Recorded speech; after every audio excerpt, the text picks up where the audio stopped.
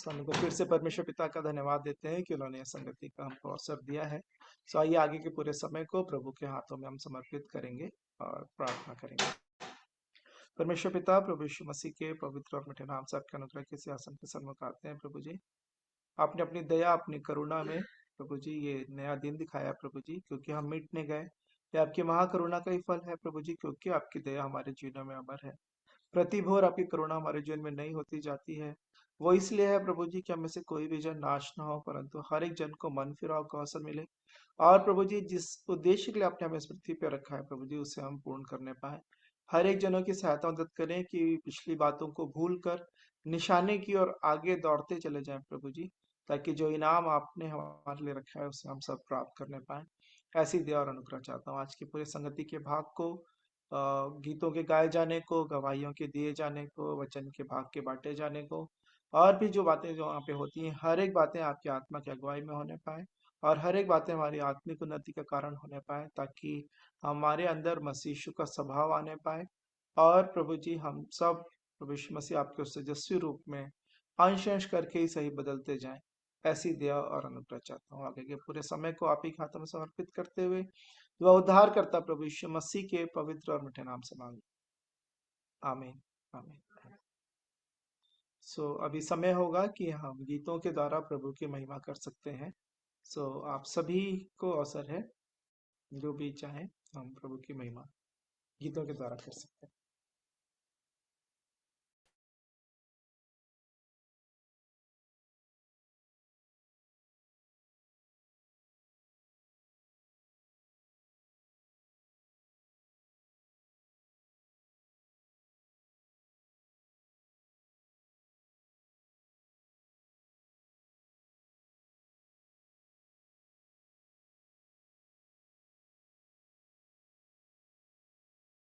हम सभी जनों के फिर से स्वागत करते हैं, खासतौर पे शेखर मामू का और ज्योति आंटिया, जितने प्रिय जो जुड़े हैं। सो हम इस संगति में सबों का स्वागत करते हैं, और अभी समय होगा कि यदि आप प्रभु की महिमा गीतों के द्वारा करना चाहते हैं तो आप कर सकते हैं।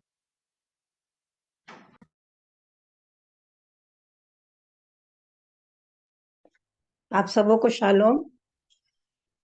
और प्रभु की महिमा के लिए गीत को गाना चाह रही हूँ मैं।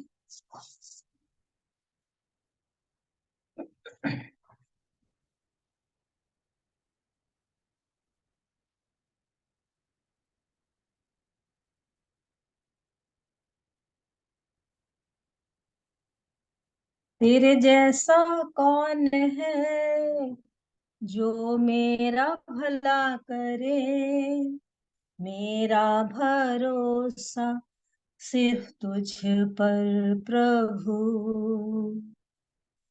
तेरे जैसा कौन है जो मेरा भला करे, मेरा भरोसा सिर्फ तुझ पर प्रभु। मेरे जीवन का स्वामी आधार बनाओ तू प्रभु जी, मेरे जीवन का स्वामी आधार बनाओ तू प्रभु जी।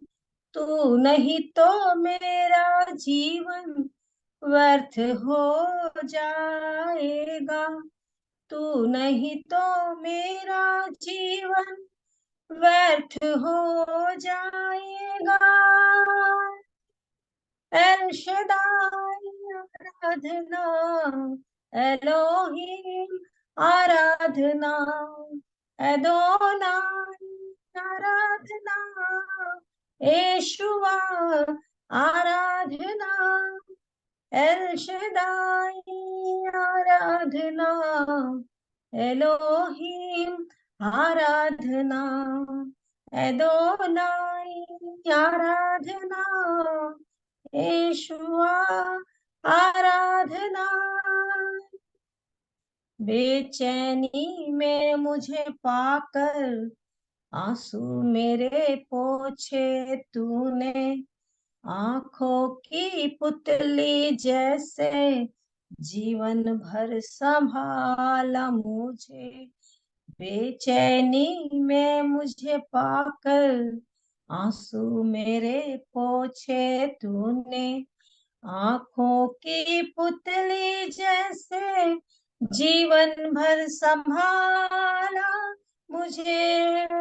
एल शदाई आराधना, एलोहिम आराधना, एदोनाई आराधना, यहोशुआ आराधना, एल शदाई आराधना, एलोहिम आराधना, एदोनाई आराधना, यहोशुआ आराधना। मृत्यु के रास्ते पर टूटे दिल को लिए खड़ा था, चंगा करने वाला बनकर मुझे नया जीवन दिया। मृत्यु के रास्ते पर टूटे दिल को लिए खड़ा था, चंगा करने वाला बनकर मुझे नया जीवन दिया। एल शदाई आराधना, एलोहिम आराधना, एदोनाई आराधना, यहोशुआ आराधना, एल शदाई आराधना, एलोहिम आराधना, एडोनाई आराधना, यहोशुआ आराधना। प्रभु की स्तुति हो, प्रभु का धन्यवाद। तो परमेश्वर पिता का धन्यवाद देते हैं। अभी भी अवसर है, यदि आप में से कोई और प्रभु के महिमा गीतों के द्वारा करना चाहते हैं तो आप कर सकते हैं।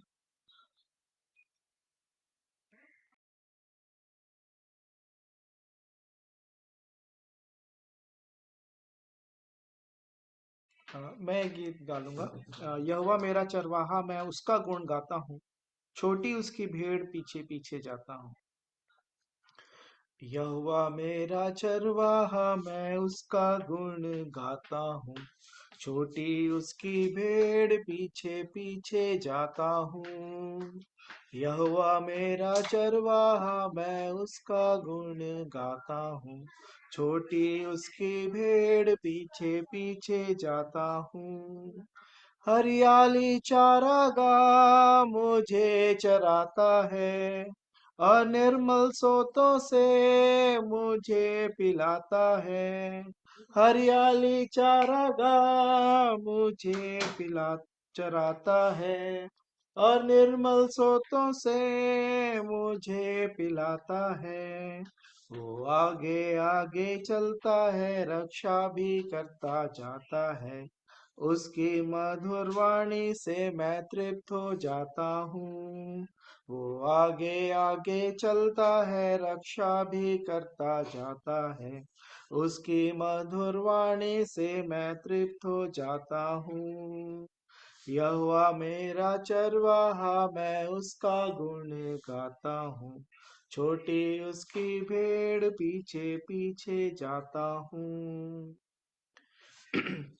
मौत की घाटी से मुझे ले जाता है, जंगल के खतरों से मुझे बचाता है। मौत की घाटी से मुझे ले जाता है, जंगल के खतरों से मुझे बचाता है। वो मलहम पट्टी करता है, ढाढ़स भी मुझे देता है, उसकी प्रेम सेवा से मैं आनंद पाता हूँ। वो मलहम पट्टी करता है, ढाढ़स भी मुझे देता है, उसकी प्रेम सेवा से मैं आनंद पाता हूँ। यहोवा मेरा चरवाहा, मैं उसका गुण गाता हूँ, छोटी उसकी भेड़ पीछे पीछे जाता हूँ। दुश्मन के सामने वो मेज बिछाता है, कटोरानंद से वो उमड़ा जाता है। दुश्मन के सामने वो मेज बिछाता है। कटोरानंद से वो उमड़ा जाता है। वो पाक पवित्र करता है, आत्मा का दान देता है। उसकी रोज सहायता से जय पाता जाता हूँ। वो पाक पवित्र करता है, आत्मा का दान देता है। उसकी रोज सहायता से जय पाता जाता हूँ। यहोवा मेरा चरवाहा, मैं उसका गुण गाता हूँ। छोटी उसकी भेड़ पीछे पीछे जाता हूँ। यहोवा मेरा चरवाहा, मैं उसका गुण गाता हूँ। छोटी उसकी भेड़ पीछे पीछे जाता हूँ। इसमें परमेश्वर पिता का धन्यवाद कि उनकी नजरें, उनकी दृष्टि निरंतर हम सबों के जीवन पर व्यक्तिगत तौर पे उनकी नजर लगी रहती हैं, और वो सहायता मदद करते हैं, और हर एक बातों में की चिंता वो हमसे ज्यादा हमारी चिंता करते हैं। हमारे लिए वो जो अच्छा है वो उन्होंने हमारे लिए रखा है। प्रभु सहायता करे कि जो वो मार्ग बताते हैं उनके पीछे पीछे चलने का मेरा जीवन होने पाए, और सभी भी जैसा वो चरवाहे के समान हमारी अगुवाई करते हैं, सो हम उन पे पूर्ण भरोसा करके उनके पीछे चलें। प्रभु सहायता करें। सो अभी समय होगा कि आप अपनी गवाहियों को, यदि आप रखना चाहते हैं, कोई गवाही है तो प्रभु के महिमा के लिए, हमारी आत्मिक उन्नति के लिए आप रख सकते हैं।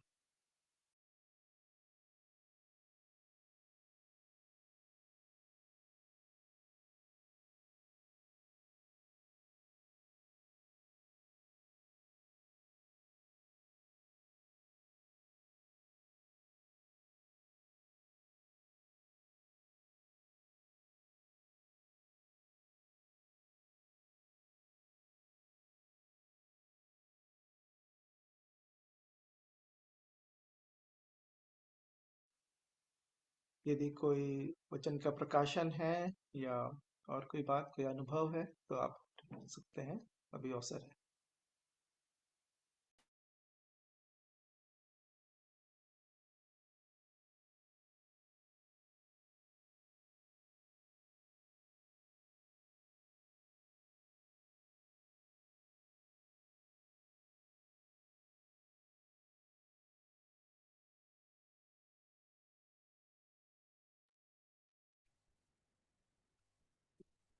प्रभु को शालो 1 मिनट हम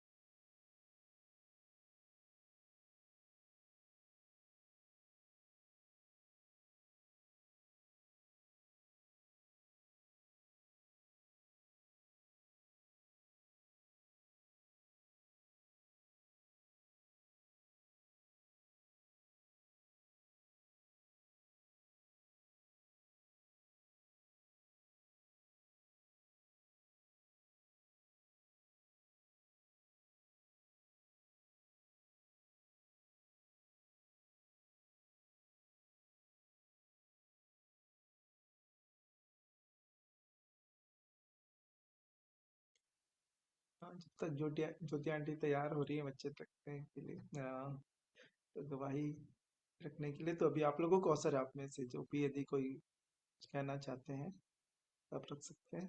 फिर उसके बाद मैं आदरणीय शेखर मामू से फिर निवेदन करूंगा कि वो वचन के भाग में हमारी अगुवाई करेंगे। सो अभी आप लोगों को अवसर है। कोई गवाही है, कोई प्रार्थना विषय है, कोई वचन का प्रकाशन जो आपने प्राप्त किया, हम रख सकते हैं।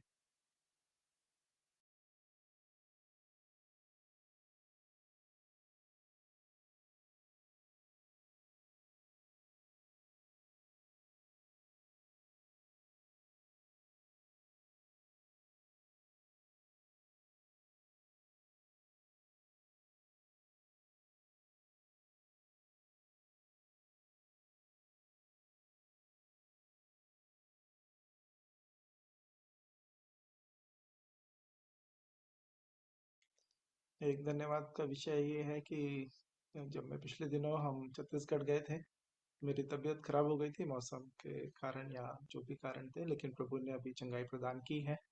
दिल्ली में अभी काफ़ी ठंड है, लेकिन फिर भी प्रभु ने सुरक्षा प्रदान की है। ऑफिस आने जाने में हर एक कार्य में किसी भी काम में रुकावट नहीं है और प्रभु ने फिर से स्वास्थ्य प्रदान किया है। सो मैं परमेश्वर पिता का इस शारीरिक स्वास्थ्य के लिए जिन्होंने चंगाई दी धन्यवाद देता हूँ। आत्मिक स्वास्थ्य अभी और बहुत ठीक होना बाकी है। सो प्रभु दया करें, अनुग्रह करें कि आत्मा में भी और मैं बलवंत होते जाऊं और प्रभु में इस काम के लिए उन्होंने ठहराया है उसको पूर्ण करते जाऊं। सो मैं परमेश्वर पिता का धन्यवाद देता हूँ कि उन्होंने चंगाई प्रदान की। अभी आप में से भी कोई यदि कोई गवाही रखना चाहते हैं तो आप रख सकते हैं। वचन का प्रकाशन भी है तो आप रख सकते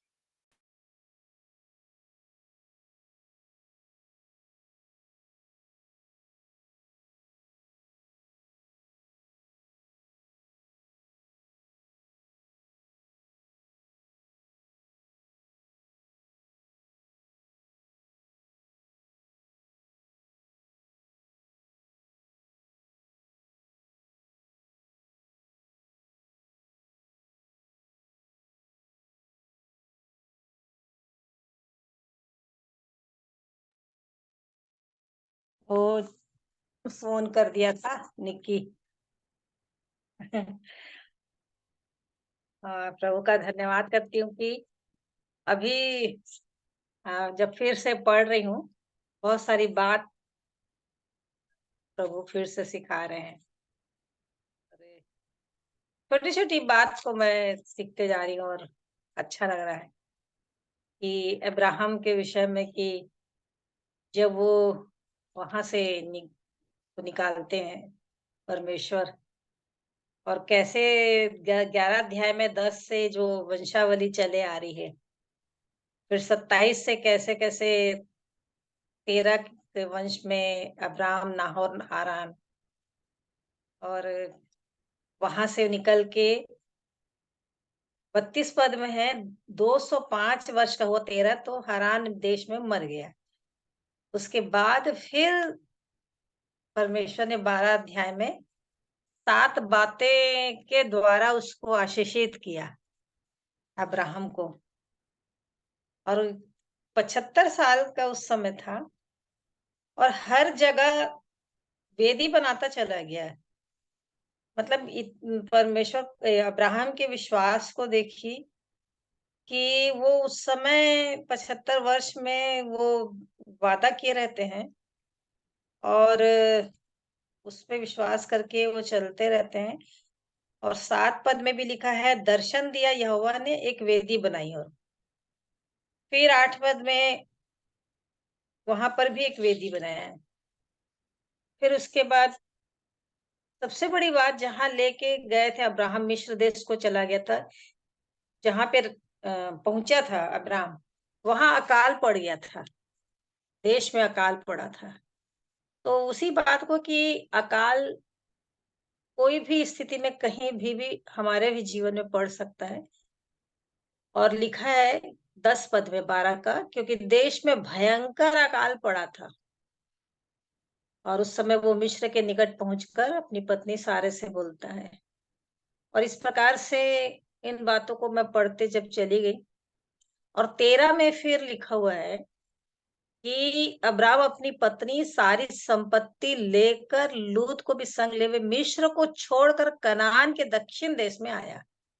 वहां से हट करके फिर वो वापस कनान में आ जाता है और बहुत धनी व्यक्ति रहता है। और उनके बीच में फिर वो सब होता है। लेकिन एक अच्छी बात को कि जब लड़ाई होती है चरवाहों के बीच में, तो 9 पद में अब्राहम बोलते हैं कि तू दाहिनी ओर जाएगा तो मैं बाईं ओर जाऊंगा, तू बाईं ओर जाएगा तो मैं दाहिनी ओर जाऊंगा।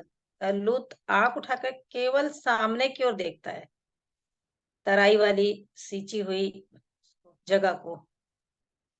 और वो सदोम अमोरा के पास था वो पर। तो लूत वहां चला जाता है चुन करके। लेकिन अब्राम तो कनान देश में रहा, 13 का 12 पद में। और लूत उस तराई के नगरों में रहने लगा और अपना तंबू सदोम के निकट खड़ा किया, और यहोवा के लेखे वहां के लोग बड़े दुष्ट और पापी थे। अब उसके बाद जब अलग होता है, अलगाव का जीवन, इसी को प्रभु बता रहे थे कि अ, जिसके साथ संबंध नहीं रखना है, तो उसके साथ जब अलगाव का जीवन होगा, तब आशीष कितनी ज्यादा हो जाती है। माने वो अच्छी रीति से ही उससे अलग होता है। और वहां पर अब्राहम यहोवा परमेश्वर बोलते हैं, उसके पश्चात लिखा है जब अलग हो जाता है लूत से, 14 पद में, तो बोलते हैं आंख उठाकर जिस स्थान पर तू है वहां से उत्तर दक्षिण पूर्व पश्चिम चारों ओर दृष्टि कर। मतलब सब जगह तू देख, सब जगह देख। वो तो सामने देखता है, लेकिन इसको बोलता तू चारों तरफ देख। जितनी भूमि तुझे दिखाई देती है, उस सबको मैं तुझे तेरे वंश को युग के लिए दे दूंगा। तो वाकई में प्रभु का धन्यवाद कि ऐसा परमेश्वर है जो बहुतायत से बहुत कुछ देना चाहता है। जैसे कि रोमी 8 उसका 32 में लिखा हुआ है।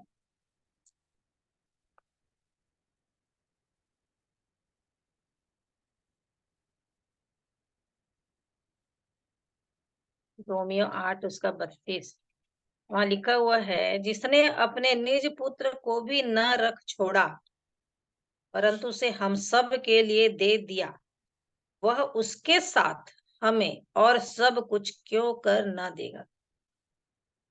तो मैं डर गई एकदम से।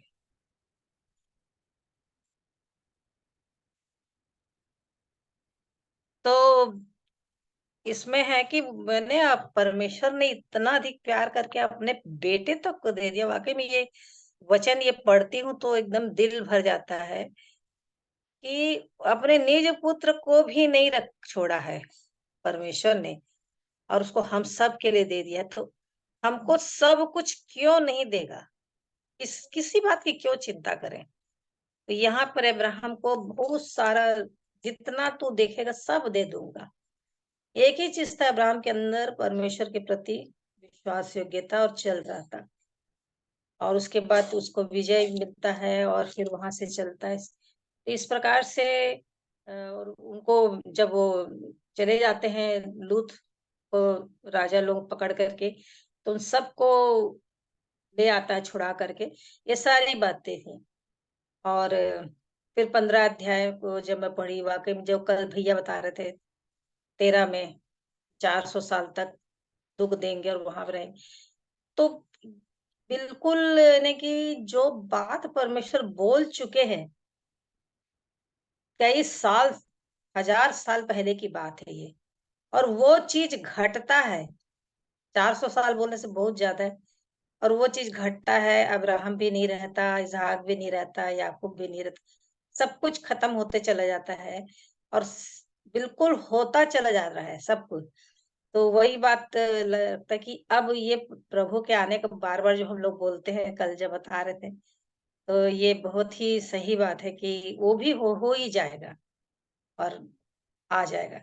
फिर उसके बाद उत्पत्ति 16 में, कि 16 में जो बात था उसमें 3 में जो बात लिखी है, सारे की यह बात अब्राहम ने मान ली। वो बोलती है ना, मेरे के पास जा, दासी के पास जा।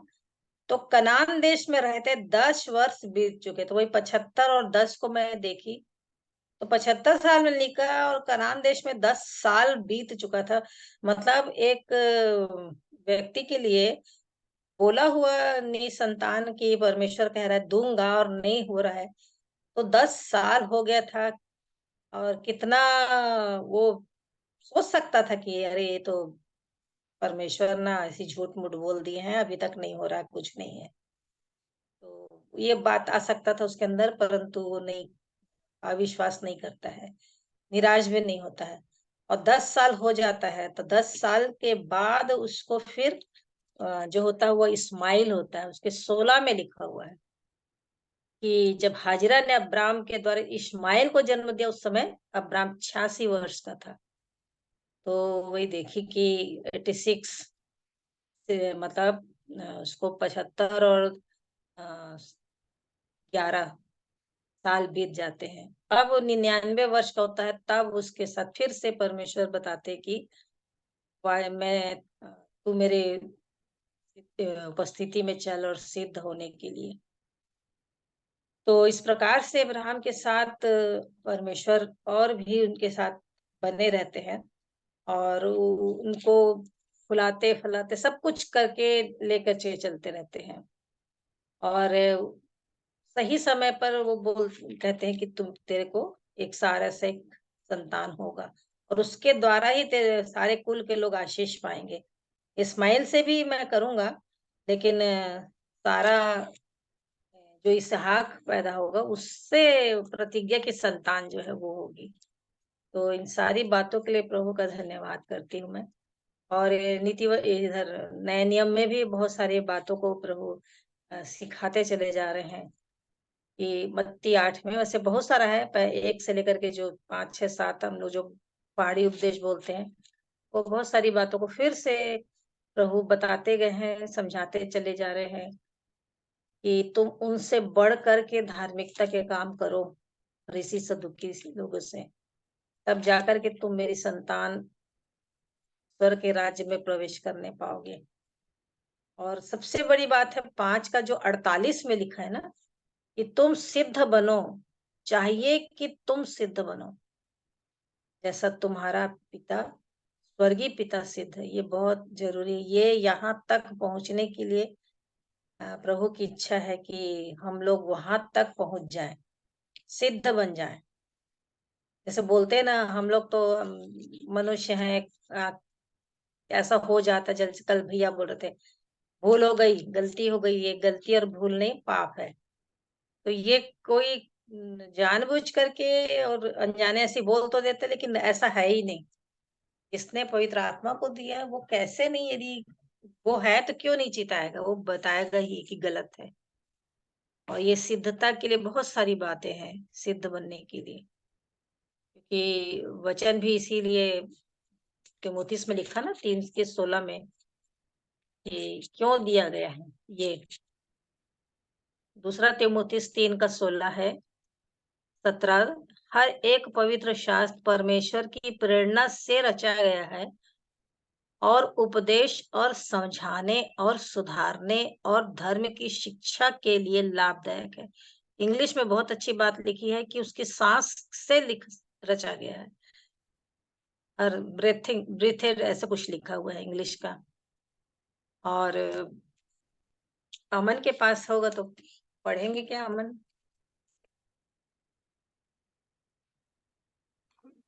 थोड़ा सा समय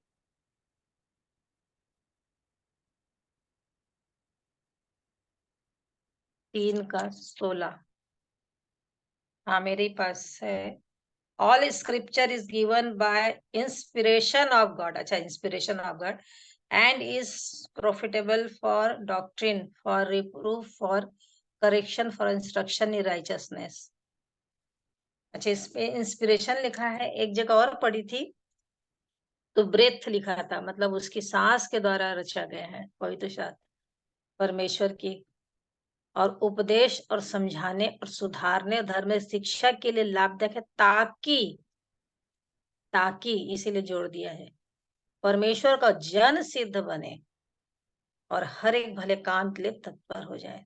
सिद्ध बनेगा तब वो भले काम जो करेगा वो परमेश्वर को ग्रहण योग्य होगा।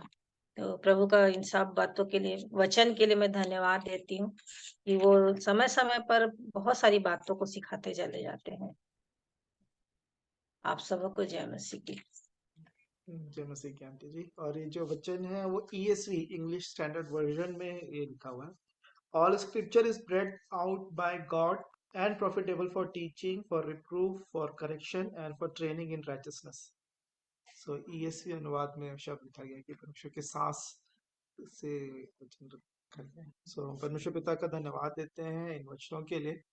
और कि दोनों बातें, जैसे इब्राहिम को परमेश्वर पिता ने बुलाया और मेरी उपस्थिति में चलो सिद्ध होता जा, और फिर मत्ती 5:48 आंटी ने कहा कि इसलिए चाहिए कि तुम सिद्ध बनो, कि जैसा तुम्हारा स्वर्गीय पिता सिद्ध है।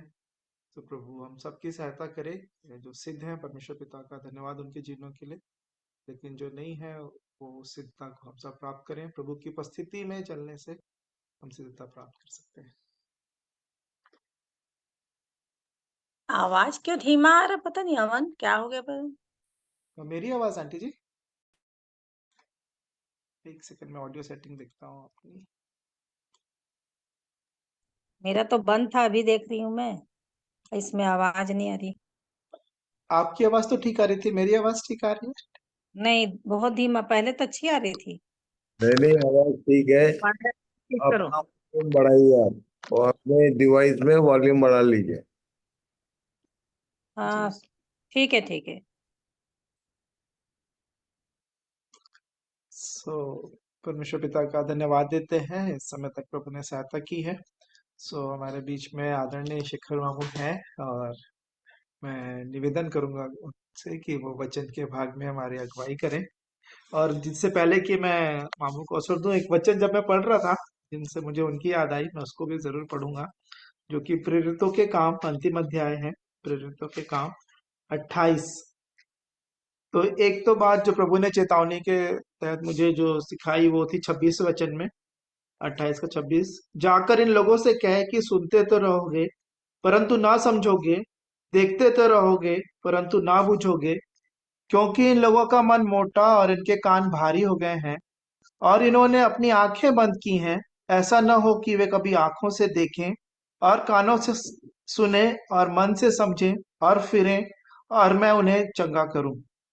तो इस प्रकार से जब प्रेरितों के काम का अंत हो रहा है, और पौलुस इन बातों को लिख रहे हैं, क्योंकि जब वो अंतिम में लोगों ने उनसे जानना चाहा था कि क्या बात है कि वो इतना ज्यादा इन सब बातों को वो बोलते हैं, तो लोगों ने जानने चाहा था कि उम, अगर आप उसका 28 को 20 और 21 वचन को पढ़ेंगे कि, और जब उन्होंने कहा तो 3 प्रकार की प्रतिक्रिया आई। कुछ लोगों ने विश्वास किया, कुछ लोगों ने नहीं, कुछ लोगों ने कहा बाद में सुनेंगे फिर से। तो ये ये तो था कि ये परिस्थिति थी, लेकिन पौलुस क्या कर रहे थे, वो है 30 वचन से 30 और 31 वचन। यहाँ पे ऐसे लिखा है, वह पूरे 2 वर्ष अपने भाड़े के घर में रहा और जो उसके पास आते थे उन सब से मिलता रहा, और बिना रोक टोक बहुत निडर होकर परमेश्वर के राज्य का प्रचार करता और प्रभु यीशु मसीह की बातें सिखाता रहा। तो मुझे एकदम से वो मामू की याद आई कि परिस्थिति जैसे भी हो, लोग जैसे भी हो, शारीरिक अवस्था कैसे भी हो, लेकिन वो अपना जो प्रभु का जो काम है वो करते जा रहे हैं। लेकिन फिर ये मेरे लिए भी, और हम नहीं पता आप लोगों के लिए तो नहीं, लेकिन मैं इस बात का सिर्फ देख रहा था कि प्रभु के जो जन लोग हैं उनका कैसा बोझ है। और जब उसके ऊपर आप पढ़ेंगे किस किस प्रकार के लोग थे, मैं पढ़ लूंगा उसको कि क्या हुआ था 23 वचन से आगे। तब उन्होंने उसके लिए एक दिन ठहराया और बहुत से लोग उसके यहाँ इकट्ठे हुए, और वह परमेश्वर के राज्य की गवाही देता हुआ और मूसा की व्यवस्था और भविष्यवक्ताओं की पुस्तकों से यीशु के विषय में समझा समझा कर भोर से सांझ तक वर्णन करता रहा। तब कुछ ने उन बातों को मान लिया और कुछ ने विश्वास ना किया। जब वे आपस में एक मत ना हुए तो पौलुस ने इस बात के कहने पर चले गए, कि जब जो बातें मैंने अभी पढ़ी थी कि, तो कुछ लोग मानेंगे नहीं मानेंगे, लेकिन प्रभु के लोग अ, और कैसे अपना काम प्रभु ने जो दिया से वो करते जाते हैं, और हम सब की सहायता के लिए कितना परिश्रम करते हैं। हम नहीं जान पाते हैं जब वो सामने स्टेज में माइक से बोलते हैं कि पीछे कितना चीजें चलती रहती हैं। मैं परमेश्वर पिता का धन्यवाद देता हूँ, ऐसे प्रभु के जनों को हमारे लिए, हमारी आत्मिक उन्नति के लिए उन्होंने रखा है।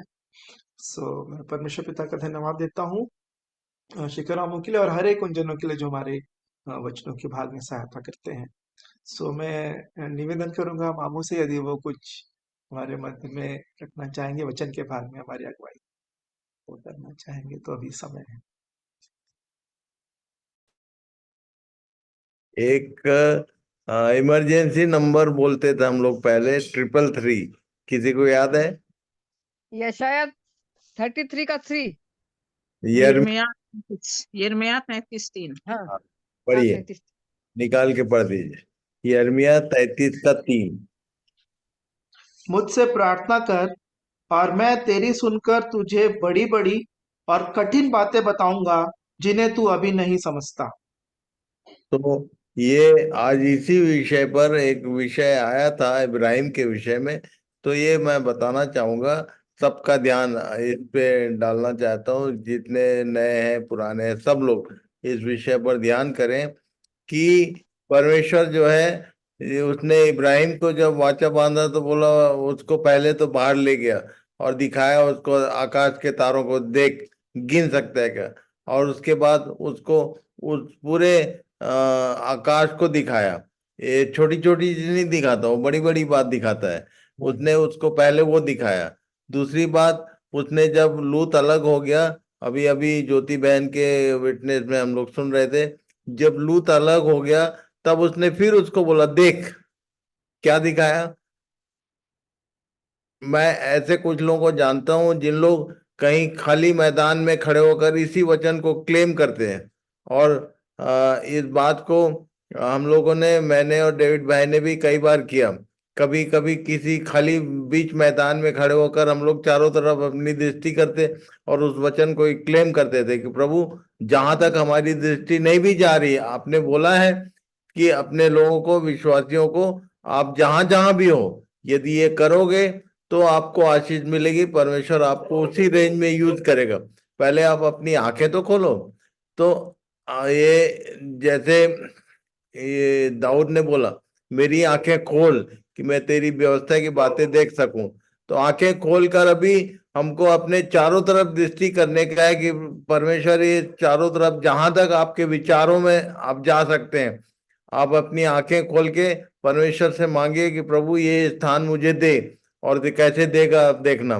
पूरे छत्तीसगढ़ को हम लोगों ने घूम घूम के मांगा था, प्रभु ने दिया। आज के दिन मैं बहुत खुश होता हूँ, मैं जब गांव हम लोग, मैं अभी पिछले समय सरसीवा के पास एक गांव में गया, और मुझे याद आता है करीब 27 साल पहले मैं गया था, और अभी उन लोगों ने मुझको कॉल किया।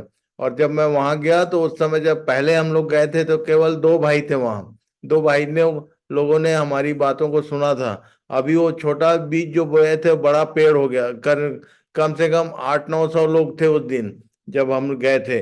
2 लोगों को प्रभु हमने सुसमाचार सुनाया था, वो बढ़ के अभी 800-900 लोगों में कन्वर्ट हुआ। परमेश्वर ऐसे काम करते हैं। तो सब लोग अंधे बहरे जैसे मत बैठो, अपने अपने जहां कहीं भी हैं आप प्रार्थना करो।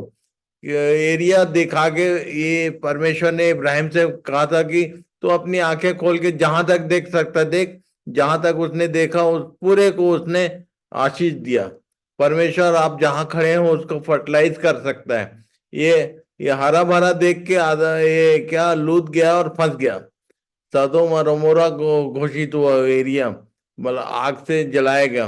तो हरा भरा देख के नहीं, आप जहां खड़े हैं वहीं खड़े होके आप चारों तरफ अपनी दृष्टि घुमाओ और परमेश्वर से उस वचन को क्लेम करो, प्रभु आपने इब्राहिम को दिया, मुझे भी दीजिए। करके देखो आप। हम लोगों ने, मैं आज ये बात शेयर कर दे रहा हूँ कि हम लोगों ने छत्तीसगढ़ के अलग अलग मैदानों में खड़े होकर, किसी गांव में नहीं, मैदान में खड़े होकर हमने प्रार्थना किया, जिसका रिजल्ट है आज हमारे पास।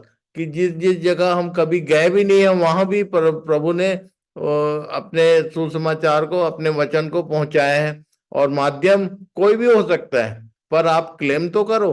तो प्रभु चाहता है कि उसका विश्वासी जन, जैसे इब्राहिम ने क्लेम किया, उसने एक जगह परमेश्वर ने उसको क्या कहना चाहिए, गाइडलाइन किया कि कैसे तुझको मांगना है। ये हमारे लिए गाइडलाइन है, ये कहानी पुस्तक नहीं है। जो कुछ हुआ वो फिर से हो सकता है यदि हम इस बात को ठीक ठीक समझें। तो सारे लोग जो जहां हैं उस जगह वो बाहर निकल के आप पूरे एरिया को मांग लो, परमेश्वर आपको देगा। आप देखना, आपके मांगने के कारण कौन जाएगा वहां, आपका जाना जरूरी नहीं। मैंने बोला ना कि हम सब गांव में नहीं गए, पर अभी मैं देखता हूँ जिस गांव में जाओ वहां विश्वासी नजर आते हैं। भले वो कमजोर है, ज्यादा नहीं जानते, पर विश्वासी तो हैं। तो प्रभु सबकी सहायता करे। अभी जितने लोग यहाँ इस झुंड में शामिल जो मेरी बात सुन रहे हैं, सब लोग, चाहे वो भाई हैं, बहन है, सीनियर हैं, जूनियर हैं, सबके लिए ये बात है कि आप जहां कहीं भी हो, आप बाहर निकलो घर के, और घर से बाहर खड़े होकर चारों तरफ दृष्टि करो और मांगो, प्रभु ये एरिया मुझे दे। और देखिए प्रभु कैसे काम करेगा। तो प्रभु सबको इन वचनों के द्वारा, इन बातों के द्वारा मार्गदर्शन प्रदान करे, और उसका काम जबकि बहुत थोड़ा सा समय रह गया है, ज्यादा समय नहीं है हमारे पास। थोड़े से समय में ज्यादा काम करना है तो सबसे पहली बात आप बाहर खड़े होके मांगो। जैसे इब्राहिम को नहीं मालूम था कि मुझे क्या करना है, पर उसने बोला अपनी दृष्टि उठा, जहां तक देख सकता है देख, और तब उसने उसको देखा और मांगा। बिल्कुल वही काम हम भी कर सकते हैं आज के दिन। तो प्रभु सबकी सहायता करें। Thank you very much.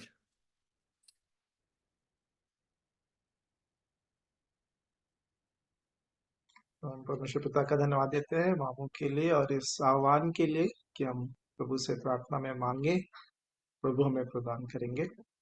और सो परमेश्वर पिता का धन्यवाद देते हैं। और पूरे मीटिंग की तरफ से इजाजत हो तो मैं विजय अंकल को बर्थडे विश करना चाहूंगा कि प्रभु ने उनको शारीरिक अवस्था में पिछले वर्षों संभाला, नए वर्ष में प्रवेश कराया है। सो परमेश्वर पिता का धन्यवाद देते हैं। Happy birthday to you uncle, blessed day. Thank you. जी।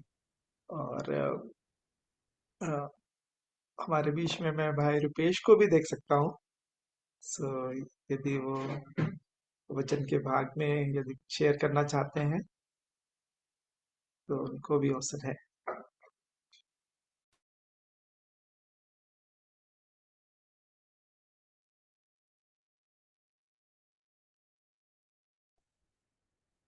आप सभी को जय मसीह की, प्रभु यीशु मसीह के नाम में प्रेम नमस्कार। प्रेम नमस्कार, जय मसीह की। जय uncle, happy birthday to you. Thank you brother, God bless you. प्रभु आपको आशीष दे, आपको और आपके परिवार को। Thank you. सो मेरे प्रियो, परमेश्वर पिता का धन्यवाद हो इस नए साल के लिए। और मैं सोच रहा था कि एक बात हुई न्यू ईयर के दिन, न्यू ईयर जब था 1 तारीख को, एक आंटी ने दूसरे को बोला हैप्पी न्यू ईयर। दूसरे ने रिप्लाई दिया कि कौन सा दिन पुराना होता है, कोई दिन पुराना होता है क्या? सो मैं बोला बात तो सही है। सो परमेश्वर पिता का हर दिन बनाया हुआ अच्छा है और नया है और नई शुरुआत के लिए एकदम परफेक्ट है, मैं ऐसा समझता हूँ। सो परमेश्वर पिता ने हमें ये जो समय दिया है, और जैसा दादा बोल रहे थे कि समय बहुत कम है, मैं ये बात में मैं टोटली एग्री करता हूँ। और जैसे जैसे हर न्यू ईयर के साथ में समझ लीजिए हम उसके आगमन के और करीबी में पहुंचते हैं। साल बीतते चले जाते हैं, शरीर कमजोर होते चले जाता है, जो चीज बच जाता है वो है हमारा आशा, जो हमने परमेश्वर पे लगा के रखा हुआ है कि उसके पुत्र का आगमन निकट है। और लिखा है कि जो कोई उस पर यह आशा रखता है कि वो उसके आगमन पर उससे देखेगा, उससे मिलेगा, उसे चाहिए कि वो अपने आप को वैसा ही पवित्र करे कि जैसा वह है।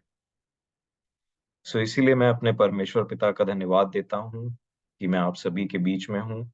और जैसे कि अ, हमारे बीच में परमेश्वर पिता ने अपने एक जन को रखा है जिन्होंने अपने लाइफ में प्रभु ने उनके थ्रू कार्य किया और उनके पास प्रैक्टिकल एक्सपीरियंसेस हैं। मैं समझता हूँ प्रैक्टिकल एक्सपीरियंस बहुत मायने रखते हैं, और वो प्रैक्टिकल एक्सपीरियंस खासकर जो फलवंत रहे हों। सो मैं ये बात को सोच रहा था कि परमेश्वर इस्तेमाल होना परमेश्वर के राज्य के लिए। मेरा ऐसा मानना है मेरे प्रियो कि जो प्रभु ने मुझे सिखाया है, सबसे महत्वपूर्ण बात यह है, इवन परमेश्वर के कार्य से भी महत्वपूर्ण बात यह है कि जो हम सोचते हैं कि परमेश्वर की प्रायोरिटी ये है, परमेश्वर हमसे ये एक्सपेक्ट करते हैं। मनुष्य को परमेश्वर ने 6वें दिन बनाया, और 6वें दिन के बाद 7वां दिन जो था वो विश्राम का दिन था। सो परमेश्वर ने चाहा कि मनुष्य की सृष्टि के बाद में, इससे पहले वो इवन अदन की वाटिका में काम करे, उसकी देखभाल करे, उससे पहले चाहा कि उसकी संगति परमेश्वर के साथ। और जितना मेरा और आपका लाइफ परमेश्वर के प्रेजेंस से, उसकी उपस्थिति से ट्यून्ड रहता है, उतना हम जो उसके कार्य को करने के लिए हाथ बढ़ाते हैं, वो मानो हमारे द्वारा अपने कार्यों को करते हैं। और इसलिए हमारा ताकत, हमारी सोच विचार, हमारी बुद्धि सब अपने जगह में है। परंतु परमेश्वर जब अपने हमारे थ्रू अपना काम करना चाहें, तो मैं समझता हूं कि वो एक व्यक्ति को फूलने नहीं देता, वो उसके कार्य को फलवंत करता है, और वो कार्य अनंत तक जाते हैं। और इसीलिए सबसे महत्वपूर्ण बात है कि हमारी फेलोशिप, हमारी जो संगति हो, वो परमेश्वर के पुत्र के द्वारा अपने पिता के साथ में हमेशा बनी रहे मेरे प्रिय। और जो भी चीज उस संगति के बीच में आती, मुझे स्मरण आता है कि प्रभु यीशु मसीह ने जब कलीसियाओं को चिट्ठी लिखना शुरू किया या बुलवाना शुरू किया, तो उन्होंने यूहन्ना को सबसे पहले इफिसुस की कलीसिया को लिखने के लिए बोला। और इफिसुस की कलीसिया में देखिए कि उनके कामों की तो बड़ी सराहना की प्रभु यीशु मसीह ने, परंतु एक बात उनको बोल दिया कि मुझे तेरे विरुद्ध एक बात कहना है कि तूने अपना पहला का सा प्रेम छोड़ दिया है। और इसीलिए चाहे वो उत्पत्ति हो, और उत्पत्ति से लेकर के प्रकाशित वाक्य तक, इससे पहले कि परमेश्वर मुझे इस्तेमाल करे, यह अवश्य है कि मेरा अपने परमेश्वर के साथ मुलाकात होना और एक सही संबंध होना बहुत जरूरी है, ताकि जैसे वो जो भी काम मेरे द्वारा करना चाहे, मुझे इस बात की हमेशा निश्चयता हो, हमेशा निडरता हो, आश्वासन, कॉन्फिडेंस हो कि ये मेरा काम नहीं, ये परमेश्वर का कार्य है। और ये हमारा बल है मेरे प्रियो, खास करके वो लोग जो परमेश्वर के वचन को लेकर के सेवकाई करते हैं। इससे पहले कि दाऊद इज़राइल के सामने आए, दाऊद का अपने परमेश्वर के साथ गुप्त में वो संबंध जो था, वो उसकी उपस्थिति में प्रतिदिन जीना, वो बहुत महत्वपूर्ण था मेरे प्रियो। और इसीलिए ये बहुत अच्छी बात है, और ये हमें ध्यान रखना चाहिए, क्योंकि मुझे स्मरण आता है, मैंने पिछले दिनों परमेश्वर के वचन से मैंने एक बात देखा। अगर आप ध्यान देंगे कुलुसियों की पत्री, उसका 4था अध्याय और उसके 17 वचन में, तो यहाँ पे एक वचन लिखा है जो पौलुस कुलुसियों को चिट्ठी लिखने के अंतिम में एक बात बोलते हैं एक व्यक्ति के लिए। सो मैंने अपना नाम यहाँ पे रखा।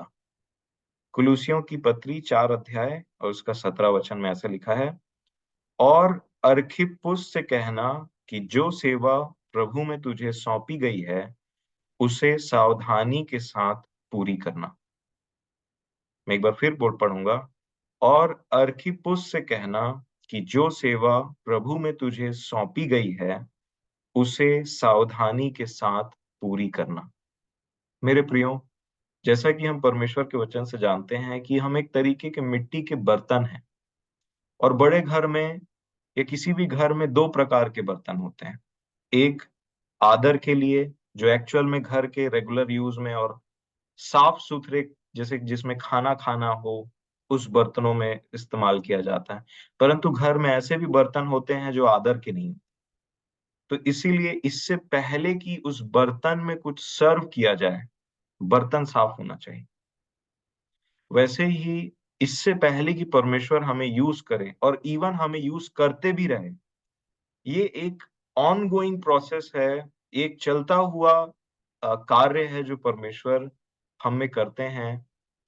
और ये बहुत जरूरी है मेरे प्रियो कि जिस बर्तन में परमेश्वर अपने धन को, उस जीवन को प्रकट कर रहे हैं, वो साफ रहे और कंटिन्यूअसली साफ रहे। अगर आप उस प्रार्थना को देखेंगे जो प्रभु ने अपने चेलों को सिखाया था, तो उसमें प्रभु बोलते हैं कि वो सिखाते हैं कि जैसे हमने अपने अपराधियों को क्षमा किया है। चूंकि ये प्रार्थना प्रतिदिन की प्रार्थना के रूप में उनको सिखाया गया था, और इसीलिए इस प्रार्थना का एक भाग है कि प्रतिदिन की रोटी हमें दिया कर। सो ये प्रार्थना एक रेगुलर बेसिस में वो करते होंगे, मुझे ऐसा लगता है, जैसे हम भी कई बार रेगुलर बेसिस में इसको करते हैं। सो रेगुलर बेसिस में जैसे प्रतिदिन होता है, हम हर सुबह उठते हैं, हर सुबह अपने शरीर को क्लीन करते हैं। और वही प्रोसेस जो हमने कल किया था, यद्यपि आप कितने अच्छे से कल नहाए हो, आज आपको फिर नहाना पड़ता है। कितने अच्छे से आपने ब्रश किया हो, आपको फिर से वही काम करना पड़ता है। तो दो चीज है, एक सेल्फ क्लीन प्रोसेस चलते रहना प्रतिदिन, और दूसरा परमेश्वर ने हमारे शरीर को ऐसा बनाया है कि अब जो भी खाते हैं वो अगले दिन वेस्ट के रूप में जो इस्तेमाल नहीं होता वो निकल जाता है। सो वेस्ट निकलना है, ये एक प्रोसेस है। और दूसरा प्रोसेस ये है कि प्रतिदिन की रोटी भी आपको चाहिए, मुझे चाहिए। सो एक तरीके से हमारा जीवन सेल्फ क्लीनिंग प्रोसेस है। परमेश्वर के आत्मा उसके वचनों के द्वारा वो क्लीन होते रहता है रोज, और उसको रोज होने की जरूरत है मेरे प्रिय, जब तक हम इस पृथ्वी पर हैं, नहीं तो इंटरनल सिस्टम में गड़बड़ी आ जाएगी। और दूसरी बात, हमें कुछ खाने की भी जरूरत है ताकि हमें वो बल मिले। लेकिन इन सब प्रोसेस के बीच में एक बात जरूर अपने हृदय को धाड़स देने का विषय है कि परमेश्वर हमसे प्रेम करते हैं। और आप देखिए कि ये मैसेज कि परमेश्वर मनुष्य से प्रेम करते हैं, इससे पहले कि ये प्रचार किया गया कि परमेश्वर मनुष्य से प्रेम करते हैं, ये भी प्रचार किया गया उससे पहले। अगर आप यूहन्ना रचित सुसमाचार और पहला यूहन्ना को ध्यान से पढ़ेंगे तो इससे पहले कि बताया गया परमेश्वर प्रेम है, परमेश्वर आपसे प्रेम करते हैं, मुझसे प्रेम करते हैं, इससे पहले बताया गया कि परमेश्वर ज्योति है। वो ज्योति परमेश्वर का, उस ज्योति में जीवन है और वो वचन से रिलेटेड है। सो इस प्रकार से आप देखिए कि जब परमेश्वर ज्योति है और वो ज्योति हम पर रेगुलरली चमकता है, तो एक धर्मी का जीवन ऐसा होता है कि वो परमेश्वर की ज्योति में निरंतर उसका उजियाला मानो बढ़ता चला जाता है। और इसलिए मैं और आप ज्योति की संतान कहलाते हैं। और जो भी ज्योति की संतान है, सबसे पहले याद रखिए, ज्योति किसी चीज को, लाइट जो है वो किसी चीज को एक्सपोज कर देता है। तो जो व्यक्ति एक्सपोज नहीं हुआ है, कई बार परमेश्वर हर एक व्यक्ति को व्यक्तिगत रूप से अपने वचन के सामने अपनी ज्योति में एक्सपोज कर देता है। आप कभी हुए एक्सपोज कि परमेश्वर का वचन प्रचार किया जा रहा है, आपका जीवन वैसा नहीं है, और आपको वो एक्सपोज कर दे कि तुम ऐसे हो करके, और ये नहीं चलेगा। और इसलिए मन फिराओ दो लोगों को प्रचार किया गया है बाइबल में। देखिए, दो प्रकार के लोग हैं मेरे प्रिय। एक उनको जिन्होंने टोटली परमेश्वर को, मतलब प्रभु यीशु मसीह के नाम से परमेश्वर को कभी ग्रहण ही नहीं किया, उनको। और दूसरा कलीसिया को। और इसीलिए उनको जिन्होंने परमेश्वर को, उसके उद्धार के कार्य को कभी जाना ही नहीं, उनको पहली बार परमेश्वर का वचन अर्थात वो सुसमाचार सुनाया जाता है, और उसमें भी मन फिराव का शब्द है। याद करिए, जब आपने पहली बार मन फिराया और आपने प्रभु यीशु मसीह के नाम पर विश्वास किया और सुसमाचार पर विश्वास किया, बपतिस्मा लिया और उसके बाद में आगे बढ़े, तब मैं और आप कलीसिया का एक भाग बनते हैं। परंतु उसके बाद आप देखिए, जब कलीसिया को प्रभु यीशु मसीह ने चिट्ठी लिखवाया, तो वहां पे भी मोस्ट ऑफ द कलीसिया को, अधिकतर कलीसिया को एक मैसेज गया कि मन फिराओ। और इसीलिए परमेश्वर जब मुझे और आपको मन फिराने के लिए बोलते हैं, तो ये एक ज्योति के समान है, जो हमारे उन अंधेरे भागों में चमकाया जाता है, या फिर उन भागों में चमकाया जाता है जिनको हम बार बार इग्नोर करते रहते हैं, कि परमेश्वर कुछ बोल रहे हैं, हमें हम इग्नोर कर दिया हमने उस बात को। और इसलिए कई बार परमेश्वर हमें एक्सपोज करते हैं। पर आपको पता है कि एक्सपोज करने के पीछे परमेश्वर का मकसद क्या है? परमेश्वर का मकसद कभी भी किसी को एक्सपोज करके उसको दोष लगाने का नहीं है। दोष तब लगता है, एक व्यक्ति दोषी तब ठहरता है जब परमेश्वर ने उस पर उसके काम प्रकट किए और उसने उसको इग्नोर कर दिया, ध्यान नहीं दिया, और उसके बाद में वैसा ही जीवन जीते रहा जैसा वो जी रहा था। तब उस पर दोष लगाया जाता है कि परमेश्वर ने उसे कहा था, या फिर उस पर दोष लगाया जाएगा कि परमेश्वर ने उसे कहा, उसने इग्नोर कर दिया, उसने बात नहीं मानी और वो वैसा ही चलते रहा। और इसीलिए याद रखिएगा कि अगर परमेश्वर, वो हमारा पिता है मेरे प्रियो, प्रभु यीशु मसीह में परमेश्वर हमारे पिता हैं, और वो हमसे इतना प्रेम करते हैं कि मैंने आज तक वो प्रेम कभी कभी भी उसका 10% भी महसूस नहीं किया किसी और चीज में। ये सिर्फ सिर्फ ऐसी चीजें हैं जो प्रेम के समान दिखती हैं, परंतु आपको वो प्रेम नहीं दे सकती, क्योंकि प्रेम जो स्वर्गीय है, जो स्वर्ग से उसने प्रभु यीशु मसीह में हमारे लिए भेजा, वो आपके पूरे हृदय को डबाडब भरने का कैपेसिटी रखता है कि आपको उसके अलावा और कुछ नहीं चाहिए, यहां तक आपको भरने का कैपेसिटी रखता है। और इतना भी क्षमता रखता है कि वो आपको पहले खुद भरे और फिर आपके द्वारा वो फ्लो होकर के दूसरों तक पहुंचे मेरे प्रेम। और इसलिए परमेश्वर पहले पहले हमसे डील करते हैं, जो हम उनके लोग कहलाते हैं, कि वो सच्ची ज्योति पहले हमारे जीवन से प्रकाशित हो, जो हर एक मनुष्य को प्रकाशित करती है, और फिर वो ज्योति लोगों तक पहुंचे ताकि उसमें उनको जीवन मिल सके मेरे प्रियो। और इसलिए जीवन में ज्योति में जीवन रहता है। परंतु कई बार क्या होता है, आपको पता है कि जब परमेश्वर अपने लोगों के साथ डील करते हैं, अपने लोगों के साथ बातचीत करते हैं, उनको उनके अंधेरे के काम, उनकी गलतियों को बताते हैं, तो कई लोग बुरा मान जाते हैं, कई लोग ऑफेंड हो जाते हैं, और कई बार वो कई ग्रुप को छोड़ देते हैं, किसी चर्च के पार्ट है उसमें से निकल जाते हैं, वो भागते रहते हैं, बस भागते रहते हैं। परंतु मैं आपको एक बात बताना चाहता हूं कि याद रखिए, इस पवित्र शास्त्र के जो काफी फेमस कैरेक्टर्स हैं, जिसको परमेश्वर ने सबसे ज्यादा उपयोग किया, मैं आपको बताऊं, वही वो लोग थे जो सबसे ज्यादा एक्सपोज हुए। फॉर एग्जाम्पल, कुछ एग्जाम्पल मैं आपके सामने कोट करता हूं, जिनको मैं खुद अपने रेफरेंस के लिए, प्रभु ने मुझे जो सिखाया और मैंने सीखा है। मेरे प्रियो, सच सुनना ना भीड़ में अच्छा लगता है। सच को ग्रहण करना, सच को जब कई बार भीड़ में प्रचार होता है या फिर हमारे बारे में सच बताया जाता है ना, हम उसको एक्सेप्ट कर लेते हैं।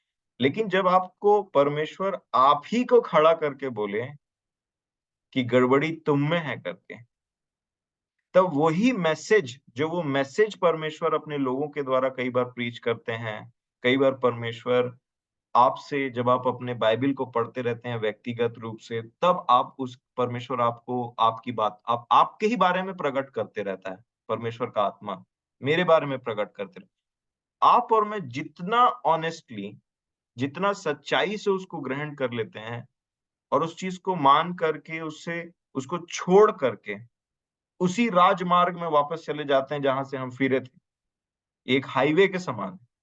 परमेश्वर का वचन यिर्मयाह नबी की पुस्तक में बोलता है कि मेरे लोगों ने राजमार्ग को छोड़ करके पगडंडियों को अपना लिया है।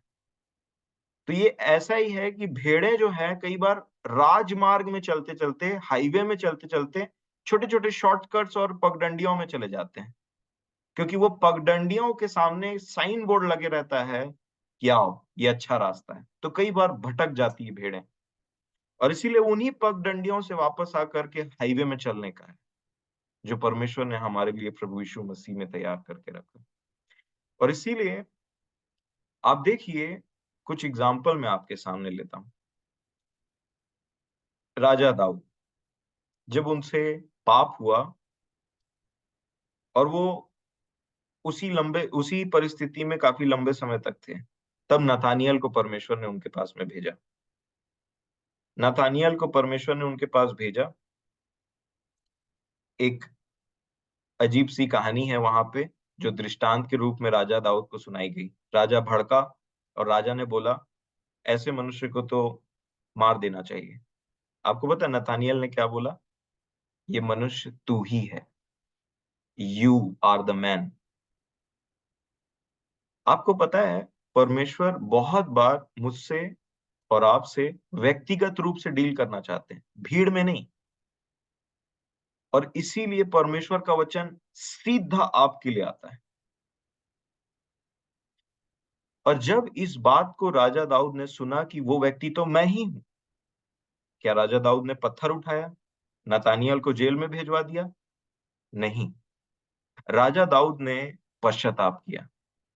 और आप पढ़ लीजिएगा उनके जीवन के बारे में, लिखा है मरते दम तक, लिखा है, मतलब मैं आपको उसको पैराफ्रेज कर रहा हूं, कि एक ऐसा समय आया कि राजा दाऊद बूढ़े हो गए और उनको ठंड लग रही थी और उनको कंबल उड़ाए जा रहे थे, उनके शरीर में गर्मी नहीं पहुंच रही थी।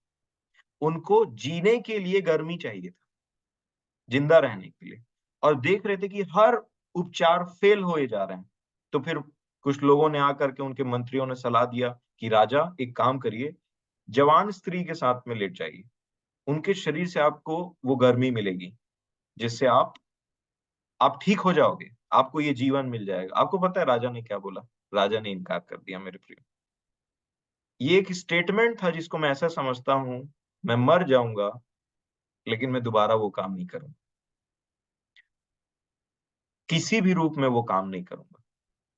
आपको पता है, ये स्टेटमेंट था राजा दाऊद का, मैं मरने के लिए रेडी हूं लेकिन वो काम जिससे मैंने मन फिराया है मैं उसको दोबारा नहीं करूंगा।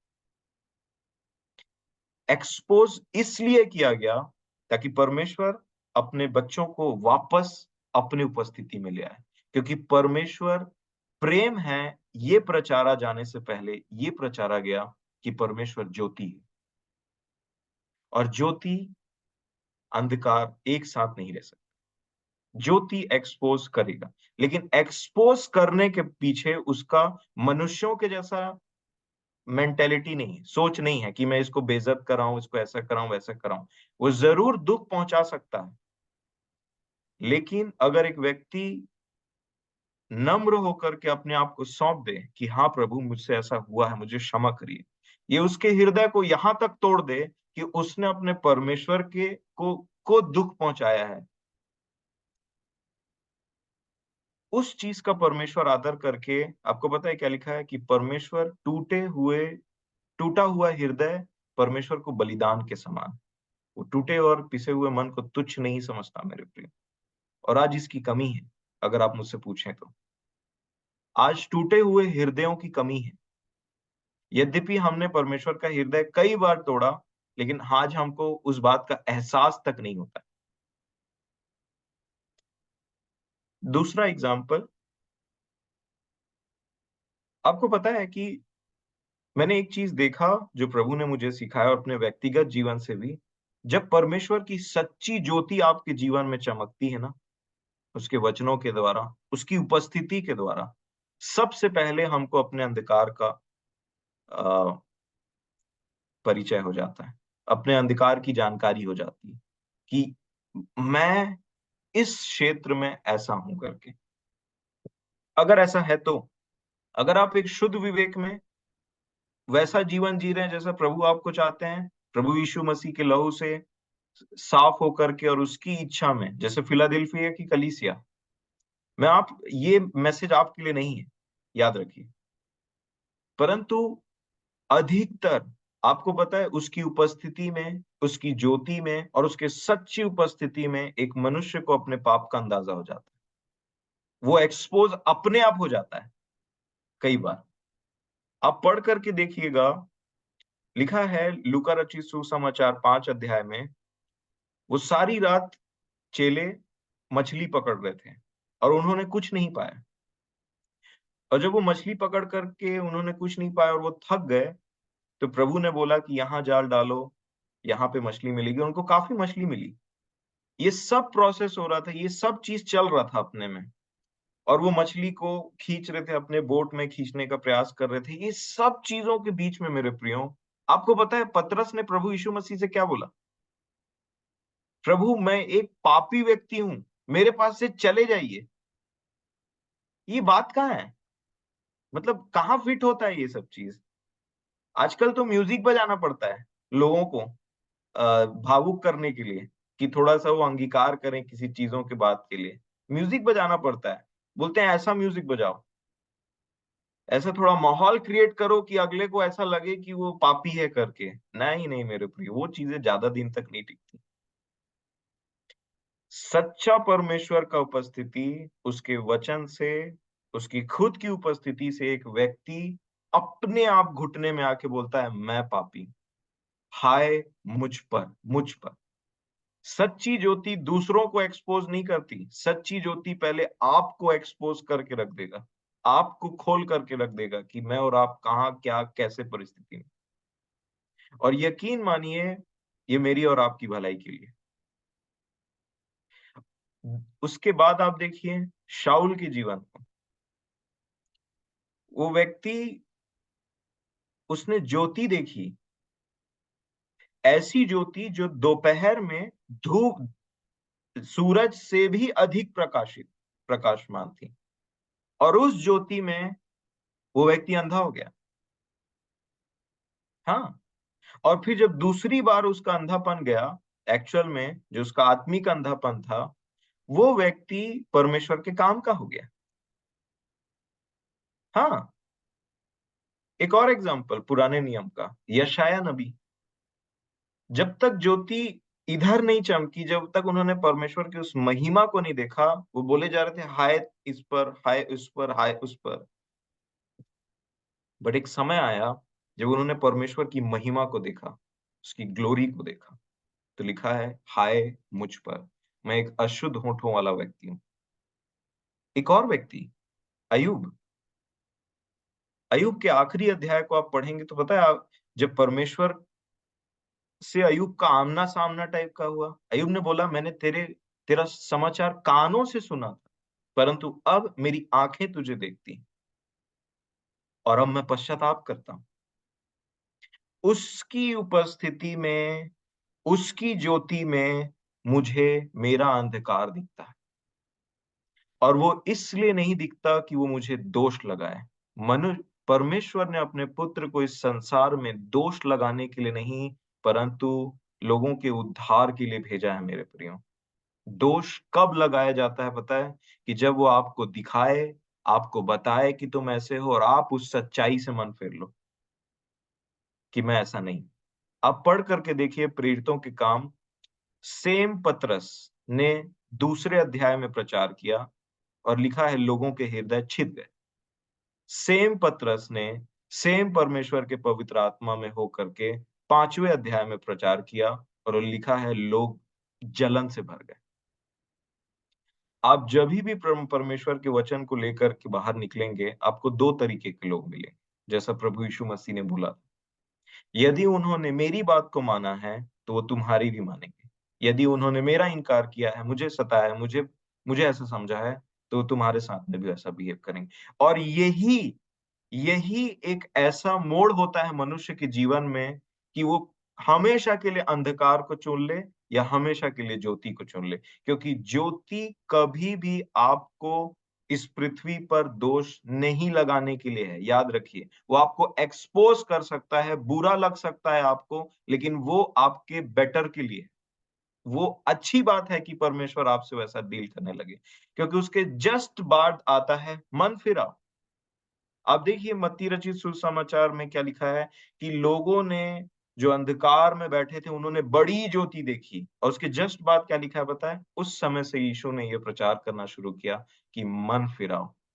मन फिराओ एक एक गिफ्ट है, जैसा प्रेरितों के काम में लिखा हुआ है कि परमेश्वर ने उन्हें भी मन फिराव के लिए, जो जीवन के लिए मन फिराव का दान दिया है, ऐसे करके लिखा हुआ है।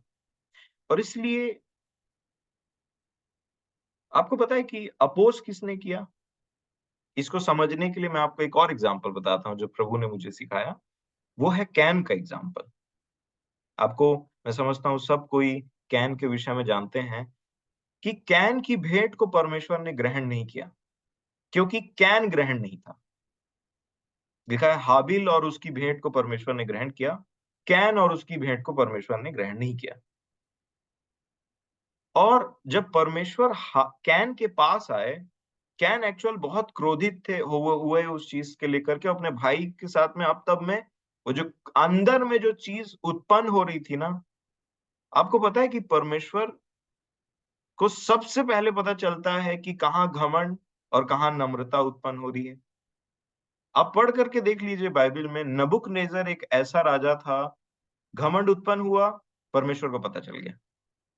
आहाब एक ऐसा राजा था, नम्रता उत्पन्न हुई, इवन परमेश्वर के दास को नहीं पता है, लेकिन परमेश्वर ने एलिया को बोला, क्या तूने देखा है कि आहाब कैसी चाल चल रहा है आजकल, दबे पांव। सो परमेश्वर को पता चल जाता है कि कब हमारे मन में कुछ ऐसा गड़बड़ी उत्पन्न हो रहा है जो हमारे परमेश्वर के इच्छा के विरोध में है। सो परमेश्वर कैन के पास गए। कितना अच्छा परमेश्वर है हमारा ना। वो कैन के पास भी गए थे और उन्होंने बोला कि कैन की क्या बात है, इतना गुस्सा, इतनी उदासी, क्या तू भला करेगा तो तेरी भेंट ग्रहण नहीं की जाएगी। अब देखिए, परमेश्वर ने उस पर दोष नहीं लगाया, परमेश्वर ने उसको अपने भाई के सामने एक्सपोज कर दिया, परिवार के सामने एक्सपोज कर दिया कि मैं तेरी भेंट को ग्रहण नहीं करूंगा। और ये एक्सपोज इसलिए था क्योंकि परमेश्वर को कैन का जीवन पसंद नहीं आ रहा था, और इसलिए परमेश्वर चाहते थे कि मैं कैन से बात करूं, और कैन का जो पार्ट है जहां पे जो मेरे को पसंद नहीं आ रहा, वो कैन उस पार्ट से मन फिरा ले, और फिर मैं कैन को और उसकी भेंट दोनों को ग्रहण कर लूंगा। दोष लगाने के लिए परमेश्वर नहीं है मेरे प्रियो। दोष लगाने के लिए परमेश्वर को ना रीजन खोजने की जरूरत नहीं है, हम पहले से ही दोषी हैं। और इसीलिए परमेश्वर की इच्छा यह है कि हम उसके पुत्र के न्याय सिंहासन के सामने में निर्दोष ठहरे, निर्दोष भी ठहरे, और साथ ही साथ आदर किया जाए हमारा, क्योंकि हमने पृथ्वी में ऐसे काम किए, क्योंकि परमेश्वर ने हमारे थ्रू पृथ्वी में ऐसे काम किए, ऐसे बोलना चाहिए। और इसीलिए मेरे प्रियो, कैन जब परमेश्वर जब कैन के पास जाते हैं, बोलते हैं कि क्यों इतना गुस्सा, क्यों इतनी उदासी, क्या तुम भला करोगे तो तुम्हारी भेंट ग्रहण नहीं की जाएगी, लेकिन यदि तू भला ना करे तो पाप का एक नेचर है कि वो छिपा हुआ है, पाप द्वार पे छिपा है, तुझे उस पर प्रभुता करने का है, क्योंकि उसकी लालसा तेरी ओर है। ये काम तो लिखा है, you must rule over it. Must का मतलब समझते हैं, प्रभुता करने का ही है, इसके नीचे काम नहीं पड़ेगा। जैसे यीशु कलीसियाओं को बोलते हैं, जो जय पाए उसके लिए ये है, उसी प्रकार कैन को भी बोला गया कि तुझे उस पर प्रभुता करनी ही है, यू मस्ट। और इसलिए मेरे प्रियो, आपको पता है उसका आगे क्या हुआ? कैन ने परमेश्वर की बात पर ध्यान नहीं दिया। कैन ने वो नहीं किया जो परमेश्वर उसे कहने के लिए बोल रहे थे। परमेश्वर बोल रहे थे कि कैन, तेरे मन के अंदर तेरे भाई के लिए कुछ गड़बड़ी उत्पन्न हो रही है, और जब वो हो ही रहा था तो परमेश्वर पहुंच गए वहां पे और एक्सपोज कर दिया। लेकिन चूंकि कैन ने मन नहीं फिराया, वो कंटिन्यू करा उसी चीज में और अपने भाई को मार डाला। मेरे प्रिय, इससे पहले कि वो मर्डर करता अपने भाई का इन हाथों से, उसने अपने भाई को यहां मार दिया था। आपको पता है, मुझे ऐसा लगता है उसने प्लान बनाया और पहले यहां किल कर दिया, क्योंकि उसके भाई के काम अच्छे थे। और परमेश्वर फिर आए उसके पास। इस बार उसे समझाने सिखाने के लिए नहीं आए थे, इस बार न्याय करने के लिए आए थे कि तेरे भाई का खून पृथ्वी में से चिल्ला रहा है, मेरे नाम की दुहाई दे रहा है, वो मांग रहा है न्याय। अब मुझे न्याय चुकाना ही पड़ेगा। मैं न्याय से पहले तेरे पास आया था कि तुझे प्रेम से सिखाऊं, तुझे अपने पास ले आऊं, तुझे पाप करने से रोक दूं। परंतु अब चूंकि परमेश्वर का ये स्वभाव है कि वो न्यायी है, वो अन्यायी परमेश्वर नहीं है मेरे प्रियो। और इसीलिए अब वो परमेश्वर जो पहले एक तरीके के एक बहुत अच्छे सलाहकार बनकर के आए थे, अब वो परमेश्वर न्याय सिंहासन में बैठ चुके। अब फाइल लाया गया कैन का, अब वो न्यायी है और उन्होंने न्याय किया। और जब उन्होंने न्याय किया तो कैन की वो बातें सहने से बाहर होने लग गई। सो मैं ये बोलना चाह रहा हूं यहाँ पे कि किस प्रकार परमेश्वर उस न्याय सिंहासन पे जो सेट होने वाला है, पूरी तैयारी हो गई है, उससे पहले हमसे ये चाहते हैं कि हम यहीं पे अपना जो संबंध है, अपनी जो बातें हैं, जो मन फिराने का कार्य है, सब यहीं पे फटाफट कर लें और एक अच्छे विवेक के साथ, प्रेम और विश्वास के साथ इस मार्ग में चलें। ये परमेश्वर की इच्छा है। और इसीलिए याद रखिए, यशायाह नबी को उनकी उपस्थिति में ये बात का एहसास हुआ कि मैं एक अशुद्ध होठों वाला व्यक्ति हूं। और इस बात का एहसास जब उन्हें हुआ, उन्होंने पश्चाताप किया और परमेश्वर ने उपाय किया। एक कोयले का अंगारा जो उनके होठों को छुआया गया, आज हमारे लिए यीशु का लहू है। अगर हम सच्चे मन से पश्चाताप करते हैं तो वो कोयलों का अंगारा नहीं, वो यीशु का लहू जो यहाँ के पूरे विवेक को शुद्ध करके एक बार रीस्टार्ट करने का मौका देता। और मेरे प्रियो, आपको पता है, आप ध्यान से पढ़िए, यशायाह नबी ही वो व्यक्ति थे, वो नबी निकले जो जब उनके ये होठों को साफ किया गया, क्लीन किया गया, तो इन्हीं होठों से जो एक समय में अशुद्ध थे, परंतु परमेश्वर ने उपाय करके शुद्ध किया, अब परमेश्वर उन होठों का इस्तेमाल कर रहे थे अपने वचनों को बताने के लिए। और तब इन्हीं होठों ने यीशु के जन्म का सुसमाचार पहले ही बोला। पतरस अपनी पत्री में लिखते हैं कि मसीह का आत्मा जो उनमें था, वो इस आने वाले समय की भविष्यवाणी कर रहा था। और इसीलिए देखिए एक वचन क्या लिखा है, 2 शमूएल उसका 22 अध्याय 22, 2 शमूएल 22 अध्याय और उसका 29 वचन देखिए क्या लिखा है। 2 शमूएल 22 अध्याय और 29 वचन। हे यहोवा, तू ही मेरा दीपक है, और यहोवा मेरे अंधियारे को दूर करके उजियाला कर देता है। हे यहोवा, तू ही मेरा दीपक है और यहोवा मेरे अंधियारे को दूर करके उजियाला कर देता है। आप देखिए मेरे प्रियो, हम सबसे पहले तो प्रकाशित तब होते हैं जब हम मसीह को जानते हैं, जब हम उस पर विश्वास करते हैं, परंतु उसके बाद धीरे धीरे धीरे करके हमारे जीवन में कई ऐसे क्षेत्र रहते हैं जो अंधकार रहते हैं। और इसलिए परमेश्वर का वचन हमारे जीवन के अलग अलग क्षेत्रों के लिए भी बात करता है। हर क्षेत्रों में उसको अपने जीवन में आने देना और नम्रता के साथ में, एक ह्यूमिलिटी के साथ में कि प्रभु मुझे मेरा अंधकार दिखाइए।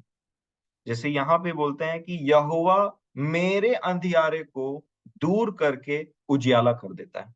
तो कभी भी याद रखिएगा कि परमेश्वर की ज्योति दोष लगाने के लिए नहीं है। परमेश्वर की ज्योति अंधकार को ज्योति में बदलने की है। और इसीलिए अगर आप ऑलरेडी प्रकाशित हैं तो ये मौका है कि जैसे सुबह सूरज निकलता है ना, सूरज के पहले भी डॉन जब होता है, जब सूरज निकलने वाला होता है, उससे पहले भी उजियाला रहता है। और फिर जैसे जैसे दिन ढलते रहता है, ढलते रहता है, ढलते रहता है, 12 बजे की चमक 3 बजे का दोपहर एकदम से अलग रहता है। वैसे ही प्रभु के साथ चलते चलते चलते चलते हमारा जो डार्क पार्ट है ना, हमारा जो अंधकार वाला पार्ट है, वो उसकी ज्योति को देख के, उसके जीवन को देख करके, जो परमेश्वर का आत्मा मुझे और आपको दिखाता है। जैसे मूसा परमेश्वर की उपस्थिति में जब जाते थे तो उनका जो चेहरा था वो ब्राइट हो जाता था, क्योंकि उपस्थिति, वो संगति करके आया है वो व्यक्ति। वैसे ही सोचिए, आप भी उसी अद्भुत ज्योति से संगति कर रहे हैं, मैं भी उस अद्भुत ज्योति से संगति कर रहा हूं, और हम अपने चेहरों में वो ग्लोरी, वो प्रकाश लेकर के आ रहे हैं और एक दूसरे से मिलते हैं। तो जब हम एक दूसरे से मिलते हैं तो यहाँ पे ये बोलने के लिए नहीं कि वो ऐसा है, ये वैसा है, ऐसा है वैसा है करके, परंतु ये देखने के लिए कि उसकी जो ज्योति है, वचनों का प्रकाश, इसकी ज्योति से कैसे मैं उन अंधकार भागों को क्लीन करूं, और क्योंकि मैं ज्योति की संतान हूं। और तब एक व्यक्ति सुबह 6 बजे के उजियाले से बढ़ते बढ़ते बढ़ते बढ़ते बढ़ते प्रभु के साथ चलते चलते चलते चलते 8 बजे का उजियाला अलग रहता है, 9 बजे का अलग रहता है, 12 बजे का अलग रहता है, 3 बजे का। दोपहर में जैसा चमकता है जोर से, वैसा हो जाएगा। और वही हमको चाहिए कि यीशु मसीह के चेहरे से जो परमेश्वर का प्रकाश निकल रहा है उसके जीवन से, उसको देखकर उसके साथ चलते हुए हमारा जीवन भी अंश अंश करके उसके साथ में वैसा ही बदलते चला जाए। इसकी ये दौड़ कभी नहीं रुकनी चाहिए। और इसीलिए मेरे प्रियो, मन फिराव हमारे लिए एक गिफ्ट है, और वो गिफ्ट को कई बार थोड़ा सा बुरा लगता है, थोड़ा सा हर्ट होता है बोलना चाहिए। बुरा मतलब वो छिदता है इधर, और जब वो छिदने लग जाता है ना, तब हम उपजाऊ होने लग जाते हैं। और इसीलिए परमेश्वर की इच्छा के अनुसार लिखा है ना, एक ऐसा शोक है जो परमेश्वर भक्ति का होता है, एक गॉडली ग्रीफ होता है, वो अवश्य है। और इसीलिए इससे पहले आपको आनंद हो, शांति हो, धन्य है वह जो शोक करते हैं। ये पाथ है, ये रास्ता है। शांति से पहले शोक, आनंद से पहले ये। परंतु याद रखिए, आप कभी पछताएंगे इस चीज के लिए नहीं, और ये थोड़े समय के लिए भी होता है। सो प्रभु आपकी और मेरी सहायता करे। और मैं आपको एक और बात बताना चाहूंगा इसी से जुड़ा हुआ, फिर हम आज के समय को खत्म करेंगे। देखिए, ये पृथ्वी है, यहीं पे चुनाव करने का है कि आपको ज्योति पसंद है, सच्चाई पसंद है, या आपको अंधकार में छिपे रहना पसंद है। हर्ट मतलब ऐसा होता है ना, जब स्तिफनुस के द्वारा परमेश्वर उन पर प्रकट कर रहे थे कि तुम पवित्र आत्मा का विरोध क्यों करते हो हमेशा, तो वो जो डांट था, वो जो फटकार था, वो बहुत स्ट्रांग था। और वो जो परमेश्वर अपने प्रेम को स्तिफनुस के द्वारा उन पर प्रकट कर रहा था, डांटते हुए, ज्योति प्रकाशित हो रही थी उनके ऊपर में। आपको पता है उन्होंने क्या किया? आप अच्छे से जानते हैं। उन्होंने उस बल्ब को ही फोड़ दिया पत्थर मार करके, जो उनको ज्योति देने का प्रयास कर रहा था। और इस प्रकार से उन्होंने अपने आप को दोषी साबित किया। इसीलिए परमेश्वर जब कई बार जोर से भी डांटे, याद रखिए ये उस पिता के छड़ी के समान है जो जोर से पड़ती है एकदम, लेकिन उससे बच्चा मरता नहीं है, उससे वो सुधरता है। सो परमेश्वर कई बार हमसे वैसे डील करते हैं, जिस बच्चे से वो अधिक प्रेम करता है उसकी उतनी ताड़ना करता है। आप एक वचन देखिए जिससे मैं बहुत आशीषित हुआ, भजन संहिता उसका 94 अध्याय और उसका 12 वचन। कई बार हम बोलते हैं गॉड ब्लेस यू, परमेश्वर हमें आशीष दे रहे हैं। कुछ सच्ची आशीषों के बारे में भी यहाँ परमेश्वर के पवित्र शास्त्र में लिखा हो। भजन संहिता 94 का 12 में पढ़ता हूँ, ठीक है। 94 का 12 लिखा है, हे यह क्या ही धन्य है वह पुरुष जिसको तू ताड़ना देता है और अपनी व्यवस्था सिखाता है। Blessed is the man home you discipline. जिसको तू ताड़ना देता है वो धन्य है। एक्चुअल में ये एक ब्लेसिंग है कि उससे वो सुधरे, तो उससे बच्चों अपने बच्चे के समान में बर्ताव कर रहा है। ऐसा लेना चाहिए हम जो परमेश्वर के बच्चे हैं प्रभु यीशु मसीह में। एक वचन मत्ती रचित सुसमाचार,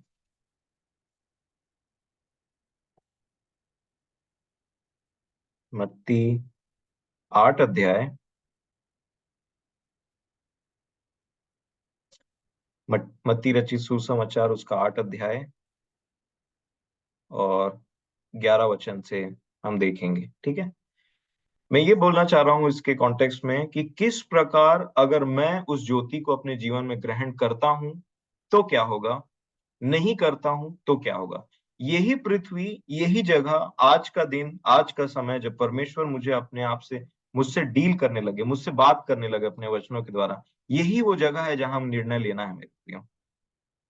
और यहाँ पे लिखा है कि देखिए कि इसको ऐसे समझना चाहिए कि परमेश्वर ज्योति है और ज्योति के संतान बनाना चाहता है। तो जो ज्योति के संतान है उनको शुरू में तकलीफ होती है, परंतु वो मन फिराते हैं और फिर वो ज्योति के संतान बन जाते हैं। क्योंकि वो ज्योति को पसंद करते हैं, यद्यपि वो उनको तकलीफ पहुंचाता है, जैसे राजा दाऊद। और कैन के समान कुछ लोग ऐसे होते हैं जो अंधकार में रहते हैं, अंधकार को पसंद करते हैं और ज्योति को नेग्लेक्ट करते हैं। तो आप बताइए, जो अंधकार को पसंद करता है, जो अंधकार का संतान है बोलना चाहिए एक तरीके से, वो उसको कहाँ रहना चाहिए अनंत के लिए? जो पसंद ही अंधकार को करता है, उसको अंधकार में रहना चाहिए। और वो अंधकार डिजर्व करता है, क्योंकि उसी ने चुना है।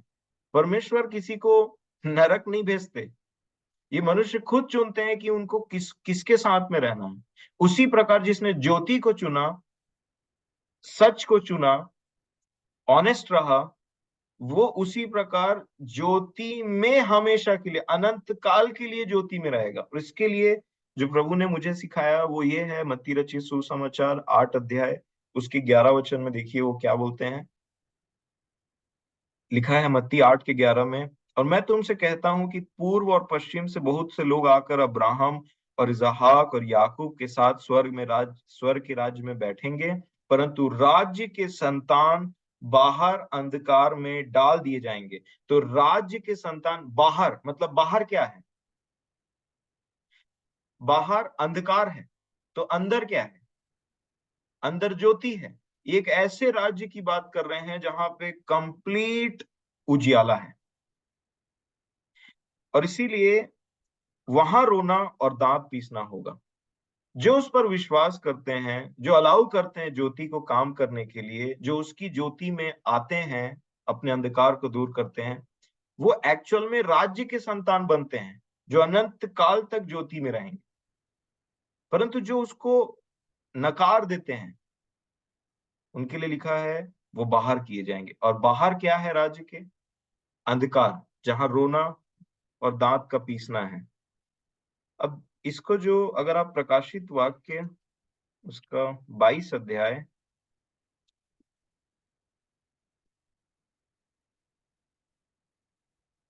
प्रकाशित वाक्य 22 अध्याय और उसका 4 वचन देखिए, 4 और 5।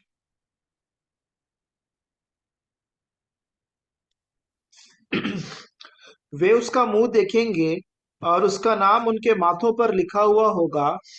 फिर रात ना होगी और उन्हें दीपक और सूर्य के उजाले की आवश्यकता ना होगी, क्योंकि प्रभु परमेश्वर उन्हें उजाला देगा और वे युगानुयुग राज्य करेंगे।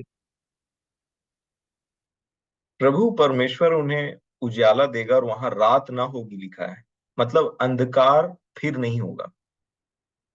सो ये उन लोगों के लिए जगह है जिन्होंने ज्योति को ग्रहण किया, और जिन्होंने ज्योति को ग्रहण नहीं किया, लिखा है वो राज्य के बाहर किए जाएंगे।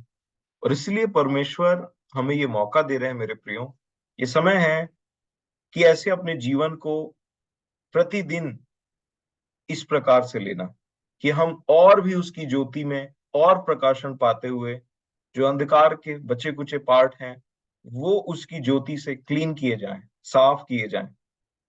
सो परमेश्वर पिता मुझे और आपको आशीष दें इन वचनों के द्वारा, क्योंकि परमेश्वर के स्वर्ग में आनंद होता है जब पृथ्वी पर एक व्यक्ति मन फिराता है।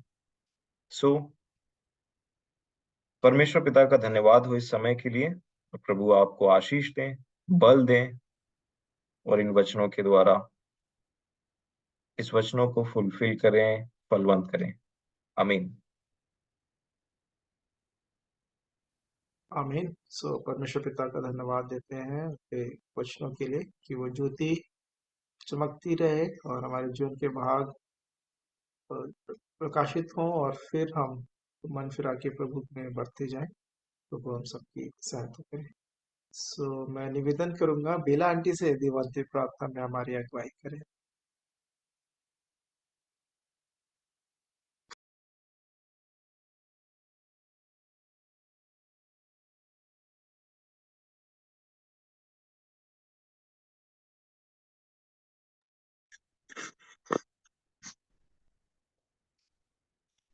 आइए प्रार्थना करेंगे।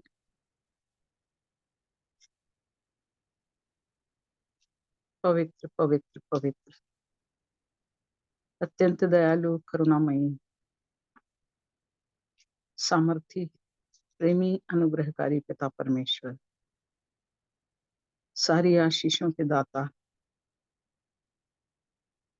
अनुग्रह के सिंहासन के पास अपने हृदयों को खोलकर आपके जीवित चरणों में अपने सरों को झुकाते हैं प्यारे पिता। उस गहरे प्रेम के लिए जो हम मनुष्यों से आपने किया है, कि आपने अपने पुत्र के द्वारा हमारे जीवन में अनंत जीवन की बातों को प्रकट किया है प्यारे पिता। हम अपने मुक्तिदाता प्रभु यीशु मसीह के नाम से आज की रात आपके चरणों में झुकते हैं प्रभु, नम्र और दीन होकर एक बार फिर से अपने जीवन को आपके चरणों में समर्पित करते हैं। हमारी आत्मा, प्राण और देह के रखवाले हमारे उद्धारकर्ता प्रभु यीशु मसीह के द्वारा, जिसने हमें अंधकार से निकालकर अनंत ज्योति में चलने के लिए मार्ग दिखाया है,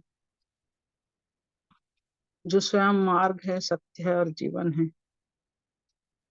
ऐसे उद्धार की चट्टान प्रभु यीशु मसीह के द्वारा, उसके मुख से निकले हुए एक एक वचन जो हमें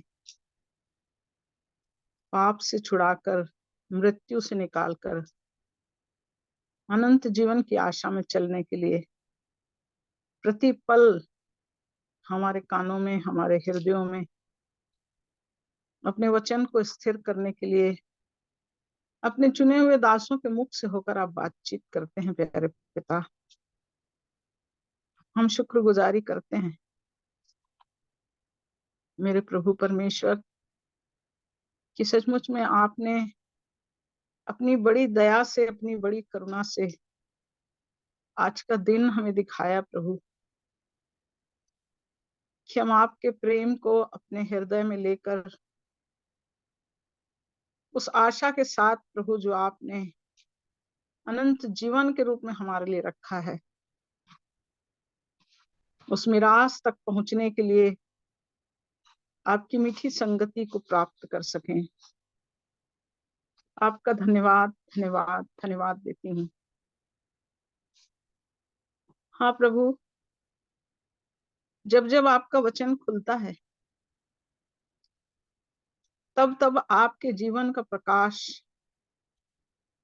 हम सबके हृदय के अंदर अपने आप को जांचने के लिए, अपने जीवन के हर अंधकार से निकलकर उस ज्योति में चलने के लिए अपने वचन की सहायता से आप हमारी सहायता करते हैं। हाँ प्रभु, हमें वो पात्र बनाते हैं प्रभु, क्योंकि जीवन में हम वो पात्र बन सकें प्रभु, जिससे आप आदर दे सकें प्यारे पिता। हम वो आदर का बर्तन बन जाएं प्यारे प्रभु, जिसमें आप अपनी महिमा को रखना चाहते हैं। हाँ प्रभु, इसलिए इस रात्रि के समय प्रभु, आपके कलाम के द्वारा हमारे जीवन के अंधकार को जांचने के लिए, देखने के लिए, स्वभाव को जो आज भी अंधेरे में है प्यारे प्रभु, आपके वचन के प्रकाश में होकर, अपने दास के मुख से होकर आपने हमें फिर से एक कदम आगे बढ़ने के लिए बड़ी आशा भरी दृष्टि से आपकी ओर ताकते हुए अपने चाल चलन को जांचने के लिए, आप प्रभु जीवन को सिद्धता के मार्ग में ले चलने के लिए आप अपने वचन के द्वारा हमसे बातचीत किए हैं। आपका वचन जो हजारों रुपयों और मोहरों से कहीं उत्तम है प्यारे प्रभु, जिसे हजारों पीढ़ियों के लिए आपने रखा है, ये वचन जिसे अपने नाम से अधिक महत्वपूर्ण आपने ठहराया है प्यारे प्रभु जी, हम आपके इस वचन के लिए आपका हृदय से धन्यवाद धन्यवाद धन्यवाद करते हैं। उन्हें दीजिए प्यारे प्रभु जी, कि जैसे जैसे आपके आगमन का दिन निकट होते चला जा रहा है प्यारे प्रभु, समय परिस्थितियां हमारे जीवन में हमें आह्वान देती हैं कि हम अपने आप को जांच लें प्रभु, अपने अंदर के विश्वास को, अपने आप को परखते हुए उस विश्वास में दृढ़, मजबूत और स्थिर होकर बलवंत होते हुए हम उस राज्य के लिए अपने आप को तैयार कर लें। हम इस छोटे झुंड के लिए आपका धन्यवाद करते हैं प्यारे पिता।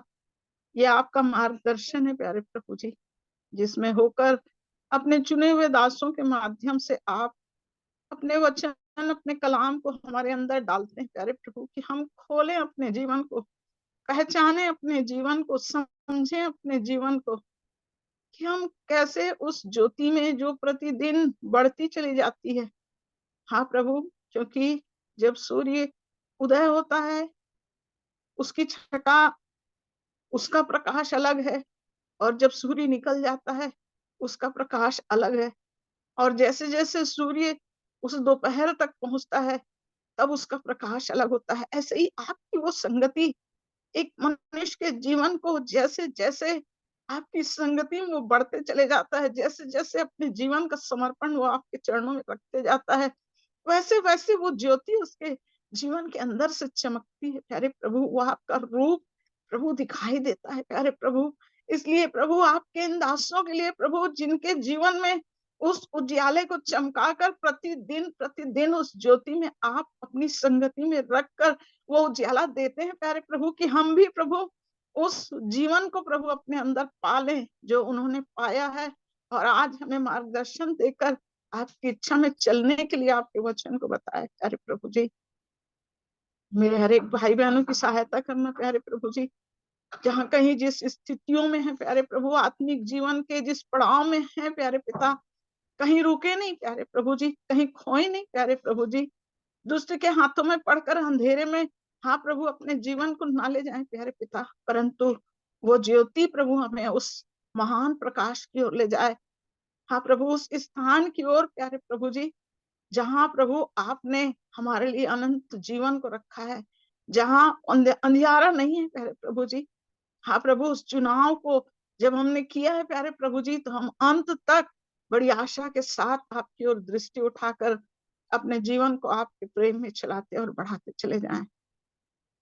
हर एक के जीवन के लिए आपका धन्यवाद करती हूँ, धन्यवाद देती हूँ प्यारे पिता, बेटे रुपेश के लिए, अपने प्रिय बड़े भाई शेखर के लिए। प्रभु जी, आपकी बड़ी दया में होकर जो शब्द उनके मुख से निकला है वो उनका नहीं है प्यारे प्रभु, वरन आत्मा की सामर्थ्य से, आत्मा की अगुवाई से ही आपके जन बोलते हैं प्यारे प्रभु जी। इसलिए उनके माध्यम से होकर इस झुंड में आप बातचीत करते हैं प्यारे पिता, उसके लिए मैं शुक्रगुजारी करती हूँ। मेरे प्रिय जनों को आपके उस पवित्र हाथों में समर्पित करती हूँ, जिनके अंदर एक जलन है प्यारे प्रभु, जिनके अंदर आपकी गहराई में डूबते चले जाने के लिए एक बड़ी धन्य आशा आपने दिया है प्यारे प्रभु। चाहे संसार की परिस्थितियां हमारी कैसी भी हों, परंतु आपके प्रेम में दृढ़ करके प्रभु उस प्रतिफल को आप उनको दिखाते हैं प्यारे पिता, कि उन्होंने जो कार्य किया है, उन्होंने जो परिश्रम किया है, वो व्यर्थ नहीं है प्यारे प्रभु जी।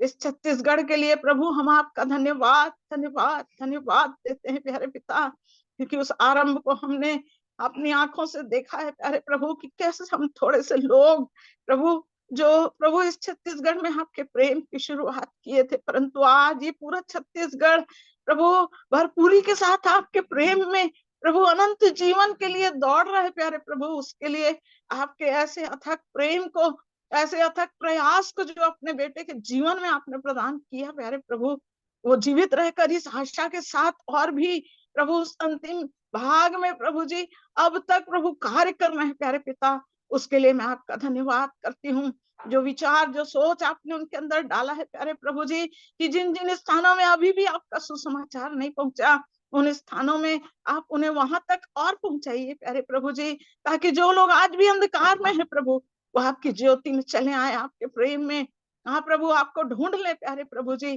ताकि प्रभु जब भी है प्रभु इस पृथ्वी पर आपका आना हो प्रभु जी, तो इस छत्तीसगढ़ राज्य के 100% लोग प्रभु जी आपके उस राज्य के भागीदार हो जाएं। हम इस छत्तीसगढ़ को आपसे मांग लेते हैं प्यारे पिता परमेश्वर, आपकी सामर्थी छाया को इस स्थान में मांगते हैं प्यारे प्रभु जी। भाई ने कहा हम उस दूर दराज उन मैदानों में खड़े होकर प्रभु आपसे मांगते थे, और आज हम उस प्रतिफल को देखते हैं। ऐसे ही प्यारे पिता परमेश्वर हम इस छत्तीसगढ़ राज्य को मांग लेते हैं प्यारे पिता, जो भी प्रभु जहां भी अंधकार है, जहां भी शून्यता है, जहां भी खालीपन है, प्यारे पिता यीशु मसीह के नाम से वो सारे दरवाजे खुल जाएं। वो हर एक स्थान, वो हर एक घर, वो हर एक जीवन यीशु मसीह के नाम से उजियाले में चले आए। ऐसी आशीष को हम मांग लेते हैं प्यारे पिता। हम धन्यवाद करते हैं प्यारे पिता आज अपने प्रिय भाई वीर विजय के लिए प्यारे प्रभु जी। ओ पिता परमेश्वर, बीते वर्ष भर आपने अपनी मीठी संगति में बनाए रखा प्रभु। हर एक दुख में, संकट में, विपत्ति में, आप प्रभु परेशानियों में, समस्याओं में आपने उनके हाथ को थामे रखा, अपने पंखों की आड़ में उन्हें छुपाए रखा। और एक नया वर्ष प्रभु आपने उन्हें फिर से दिया प्यारे प्रभु जी, इस जीवन में और आगे बढ़ने के लिए, और उन्नति करने के लिए, और आत्मिक मार्ग में सबल होकर आपके प्रेम में दृढ़ होने के लिए प्यारे पिता। हम ये आने वाले वर्ष में प्रभु, इस नए वर्ष में प्रभु अपने भाई के लिए आपसे दया और करुणा को मांग लेते हैं प्यारे पिता। और आत्मिक रूप से और रूहानी प्रेम में आपसे जुड़ते चले जाने के लिए आपका पवित्र आत्मा आपके दाहिने हाथ से उनको संभाले रखे प्यारे प्रभु। ऐसी आशीष को हम उनके जीवन के लिए मांग लेते हैं। धन्यवाद धन्यवाद धन्यवाद देते हैं हमारे जुन के छोटे से बड़े से, हाँ प्रभु जी, जवान से बुजुर्ग, हर एक को प्रभु आपके हाथों में समर्पित करती हूँ। जितने प्रिय लोग प्रभु जुड़ सके, जो नहीं जुड़ सके, हर एक को आपके धन्य हाथों में समर्पित करती हूँ मेरे राजा। आपके प्रेम में और स्थिर होकर, मजबूत होकर, आपकी इच्छा को पूरी करते हुए प्रतिदिन अपने आप को जांचे प्रभु। प्रभु जिन बातों को छोड़ना है प्रभु जी, आपके पास चले आए पिता। अपने आप को खोल दे प्रभु जी, अपने जीवन को आप प्रभु आपके चरणों में रख दें प्रभु जी, ताकि वो अंधकार आपके अनुग्रह से दूर हो जाए और वो ज्योति हर एक के जीवन को प्रकाशित करे, ताकि हम और हमारा घराना और हमारे लोग और प्रभु हमारा ये झुंड प्रभु जी, हर एक प्रभु आपके उद्धार में प्रतिदिन बढ़ते चले जाए। प्रभु आपके आगमन के लिए अपने आप को तैयार करते चले जाने में एक एक की सहायता करना। जो जिस पड़ाव पर है प्रभु, उस पड़ाव से आगे बढ़ने के लिए आप हर एक की अगुवाई और सहायता करना। मैं धन्यवाद धन्यवाद धन्यवाद देती हूँ प्यारे पिता। इस रात्रि के समय आपने यहाँ लो सुधी लिया, संभाला, अगुवाई किया प्यारे प्रभु, धन्यवाद देती हूँ प्यारे पिता। हाँ प्रभु जी, आपके पवित्र पवित्र पवित्र हाथों में एक एक के देह प्राण आत्मा को सौंपते हुए, जीवन को, समय को, सारी बातों को आपके चरणों में रखते हुए आदर जलाल महिमा केवल आपको देती हूँ। और इस विनती को उद्धार करता प्रभु यीशु मसीह के मधुर मीठे पवित्र और धन्य नाम से मांग लेती हूँ। दया से सुनकर कबूल कीजिए पिताजी, आमीन। आमीन आमीन आमीन आमीन आमीन। आमीन।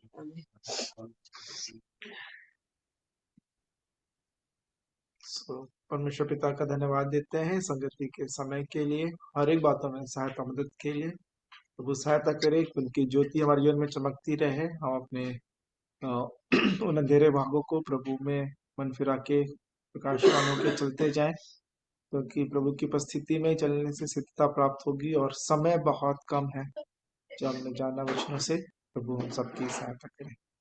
हम परमेश्वर पिता का धन्यवाद देते हैं और कल फिर हम प्रभु के दया अनुग्रह में कल फिर जुड़ेंगे। शाम 7 बजे से प्रार्थना का समय है और 7:30 से संगति का। आप सभी आमंत्रित हैं, आप दूसरों को भी आमंत्रित कर सकते हैं ताकि वे भी आशीषित हो आपके साथ। यदि कोई कुछ कहना चाहते हैं तो अभी समय है, नहीं तो फिर हम मीटिंग एंड करेंगे। बेटे रुपेश के लिए धन्यवाद, बहुत दिन बाद देखने मिला बेटा। बीच बीच में आ जाया करो टाइम निकाल के। जी दादी।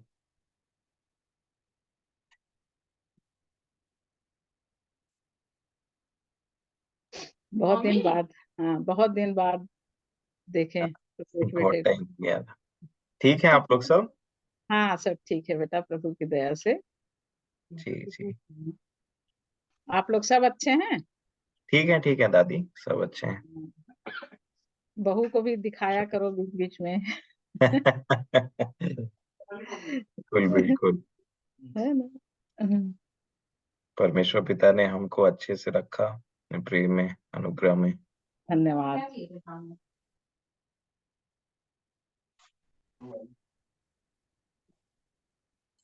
इसलिए जो मैं बोल रही हूँ कि बीच बीच में हम लोग को ये संगति जरूरी है। प्रभु की अगुवाई में जो बातें सीखते हो आप, तो झुंड में सिखाना भी जरूरी है वो। जी दादी। रुपेश भाई मेरे से इतना नाराज है, मेरा फोन ही नहीं उठाते हैं।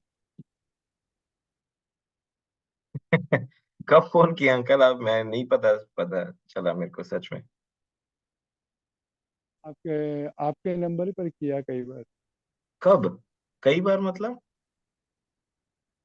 मतलब अभी इन दिनों में नहीं, जब मैंने आपको मैसेज डाला था एक, उन दिनों में भी डाला था, फोन किया था। सॉरी सॉरी व्हाट्स अंकल, मैं आपको फोन करूंगा, बात करूंगा आपसे। माफी चाहता हूँ मैं। शायद ना मैं ध्यान नहीं दे पाया, नहीं तो मैं दोबारा कॉल जरूर करता। बात नहीं रुपेश। हाँ, जैसे बेला बहन ने कहा, कम से कम उन्होंने कभी कभी तो मैं तो कहूँगा हफ्ते में एक बार शक्ल जी जी। दिखाया कर। हमें भी तो यदि चाहिए हर शक्ल। दिन पॉसिबल नहीं है तो हफ्ते में एक बार।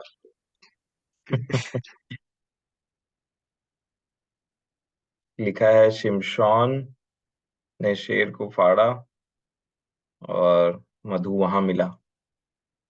उसने खुद भी खाया और उसके बाद में अपने परिवार वालों को भी दिया। तो मैं आशीषित हूँ आप सभी के बीच में आकर के। आप सभी को मेरा प्रेम सलाम। अब हमारे दादाजी लोग भी यहाँ पे हैं, नाम देख के खुशी हो गया मेरे को। मधु भैया है, मुनेश्वर भैया, मिस्टर तीरथ, इंदिरा आंटी, संगीता बुआ, अ, सुनीता आंटी, मंजू सिस्टर। सो आप सभी को मेरा प्रेम सलाम। मैं जरूर पूरा प्रयास रहेगा मेरा आप सभी के साथ जुड़ने के लिए। मेरे लिए आशीष की बात है, यकीन मानिए।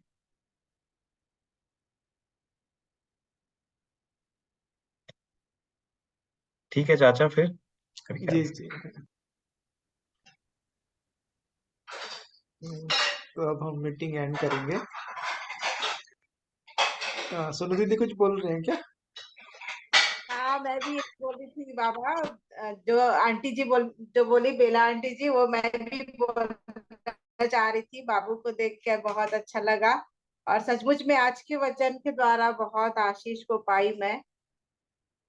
मैं प्रभु का धन्यवाद करती हूँ और सचमुच में बेटा, ऐसे ही आप भी समय निकाला कीजिए हमारे साथ जुड़ने के लिए। बहुत अच्छा लगा। आंटी जो बोलना चाह रही थी, मैं जो बोलना चाह रही थी आंटी बोले तो मैं शांत हो गई, मैं कुछ नहीं बोली। तो प्रभु का धन्यवाद करते इस संगति के लिए। जी जी थैंक वो यू। आप सभी के प्रेम के लिए धन्यवाद। Good night. Good night. So meeting end करेंगे। नाइट। गुड नाइट, शालोम। Good night, शालो।